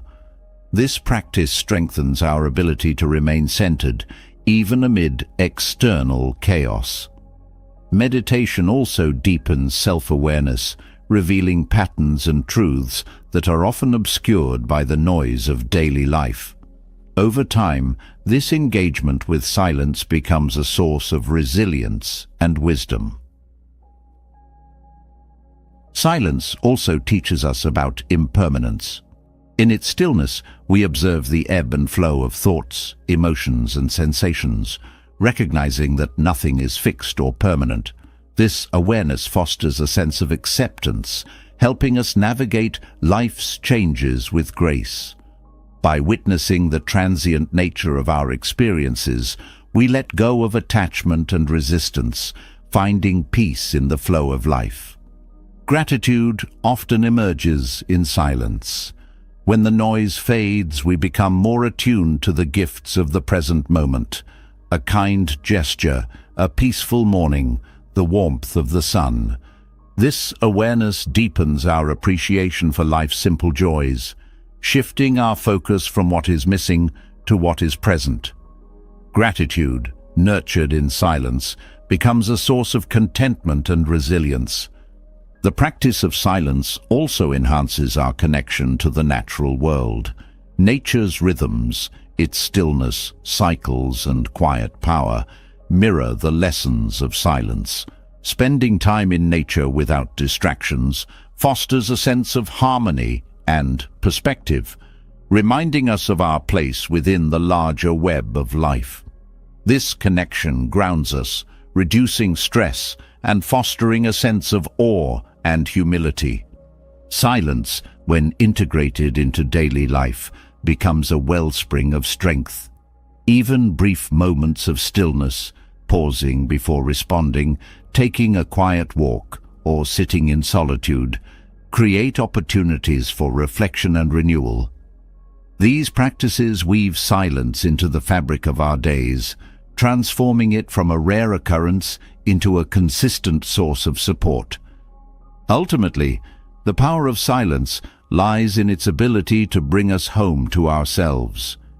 It is a space where we can listen to the truths that lie beneath the noise, connect with our inner strength, and find clarity amid life's complexities. Through silence, we discover that stillness is not an absence, but a presence that holds the potential for profound growth, resilience, and peace. The quiet strength found in silence teaches us to embrace stillness and listen deeply to the truths that guide us. Yet, as we navigate life, One of the greatest barriers to peace is the weight of expectations. These unseen forces shape our thoughts, actions, and relationships, often creating tension and disappointment. Letting go of expectations is not about abandoning dreams or goals, but about freeing ourselves from the rigid need for outcomes to unfold in specific ways. This release opens the heart, allowing us to approach life with openness, adaptability, and a lightness that transforms how we experience the world. Expectations often arise from a desire for control. We create scenarios in our minds about how people should behave, how events should unfold, or how our efforts should be rewarded. While these ideas provide a sense of structure, they also set us up for frustration when reality does not align. Releasing expectations begins with understanding that the world operates independently of our plans. Life's unpredictability is not a failure of our intentions, but a natural part of its complexity. Accepting this truth allows us to approach each moment with curiosity rather than rigid demands. Letting go of expectations in relationships brings profound relief. We often expect others to meet our needs, share our perspectives, or behave according to our values. These expectations, while understandable, can create strain and conflict. Releasing them involves recognizing that each person is on their unique path, shaped by their experiences and choices. This understanding fosters compassion, as we see others not as extensions of our desires, but as individuals navigating their journeys. It also reduces disappointment, freeing us to appreciate relationships for what they are, rather than what we want them to be. In our personal goals, expectations often manifest as pressure to achieve specific outcomes. While ambition can be a driving force, rigid attachment to results can lead to stress and a sense of inadequacy. Letting go of these expectations involves shifting focus from outcomes to effort. By valuing the process over the destination, we cultivate a sense of fulfillment in the present. This approach also fosters resilience, as we learn to adapt to setbacks without losing our sense of purpose or worth. Releasing expectations does not mean lowering standards or abandoning hope. It is about holding our aspirations lightly, allowing space for life's natural flow. This mindset fosters adaptability, enabling us to adjust to changing circumstances without clinging to preconceived notions. It also invites us to trust in the unfolding of life, recognizing that unexpected detours often lead to growth and new opportunities. Expectations often extend to ourselves, creating an internal dialogue of comparison and self-criticism. We set benchmarks for success, appearance, or behavior, and when we fall short, we judge ourselves harshly. Letting go of these self-imposed expectations involves embracing our humanity, the understanding that imperfection is not a flaw, but a fundamental aspect of being. This release fosters self-compassion, allowing us to grow and learn without the burden of unrealistic demands. Society reinforces expectations through cultural norms and ideals, shaping how we believe life should look. These collective expectations influence our choices, often leading to conformity or dissatisfaction when our paths diverge. Releasing societal expectations involves questioning their validity and aligning our actions with our values rather than external pressures. This process is liberating, as it allows us to live authentically and make decisions that reflect our true selves. The fear of judgment often ties us to expectations as we seek validation or approval from others. This attachment creates anxiety and limits our ability to act freely. Letting go involves recognizing that others' opinions are reflections of their perspectives, not measures of our worth.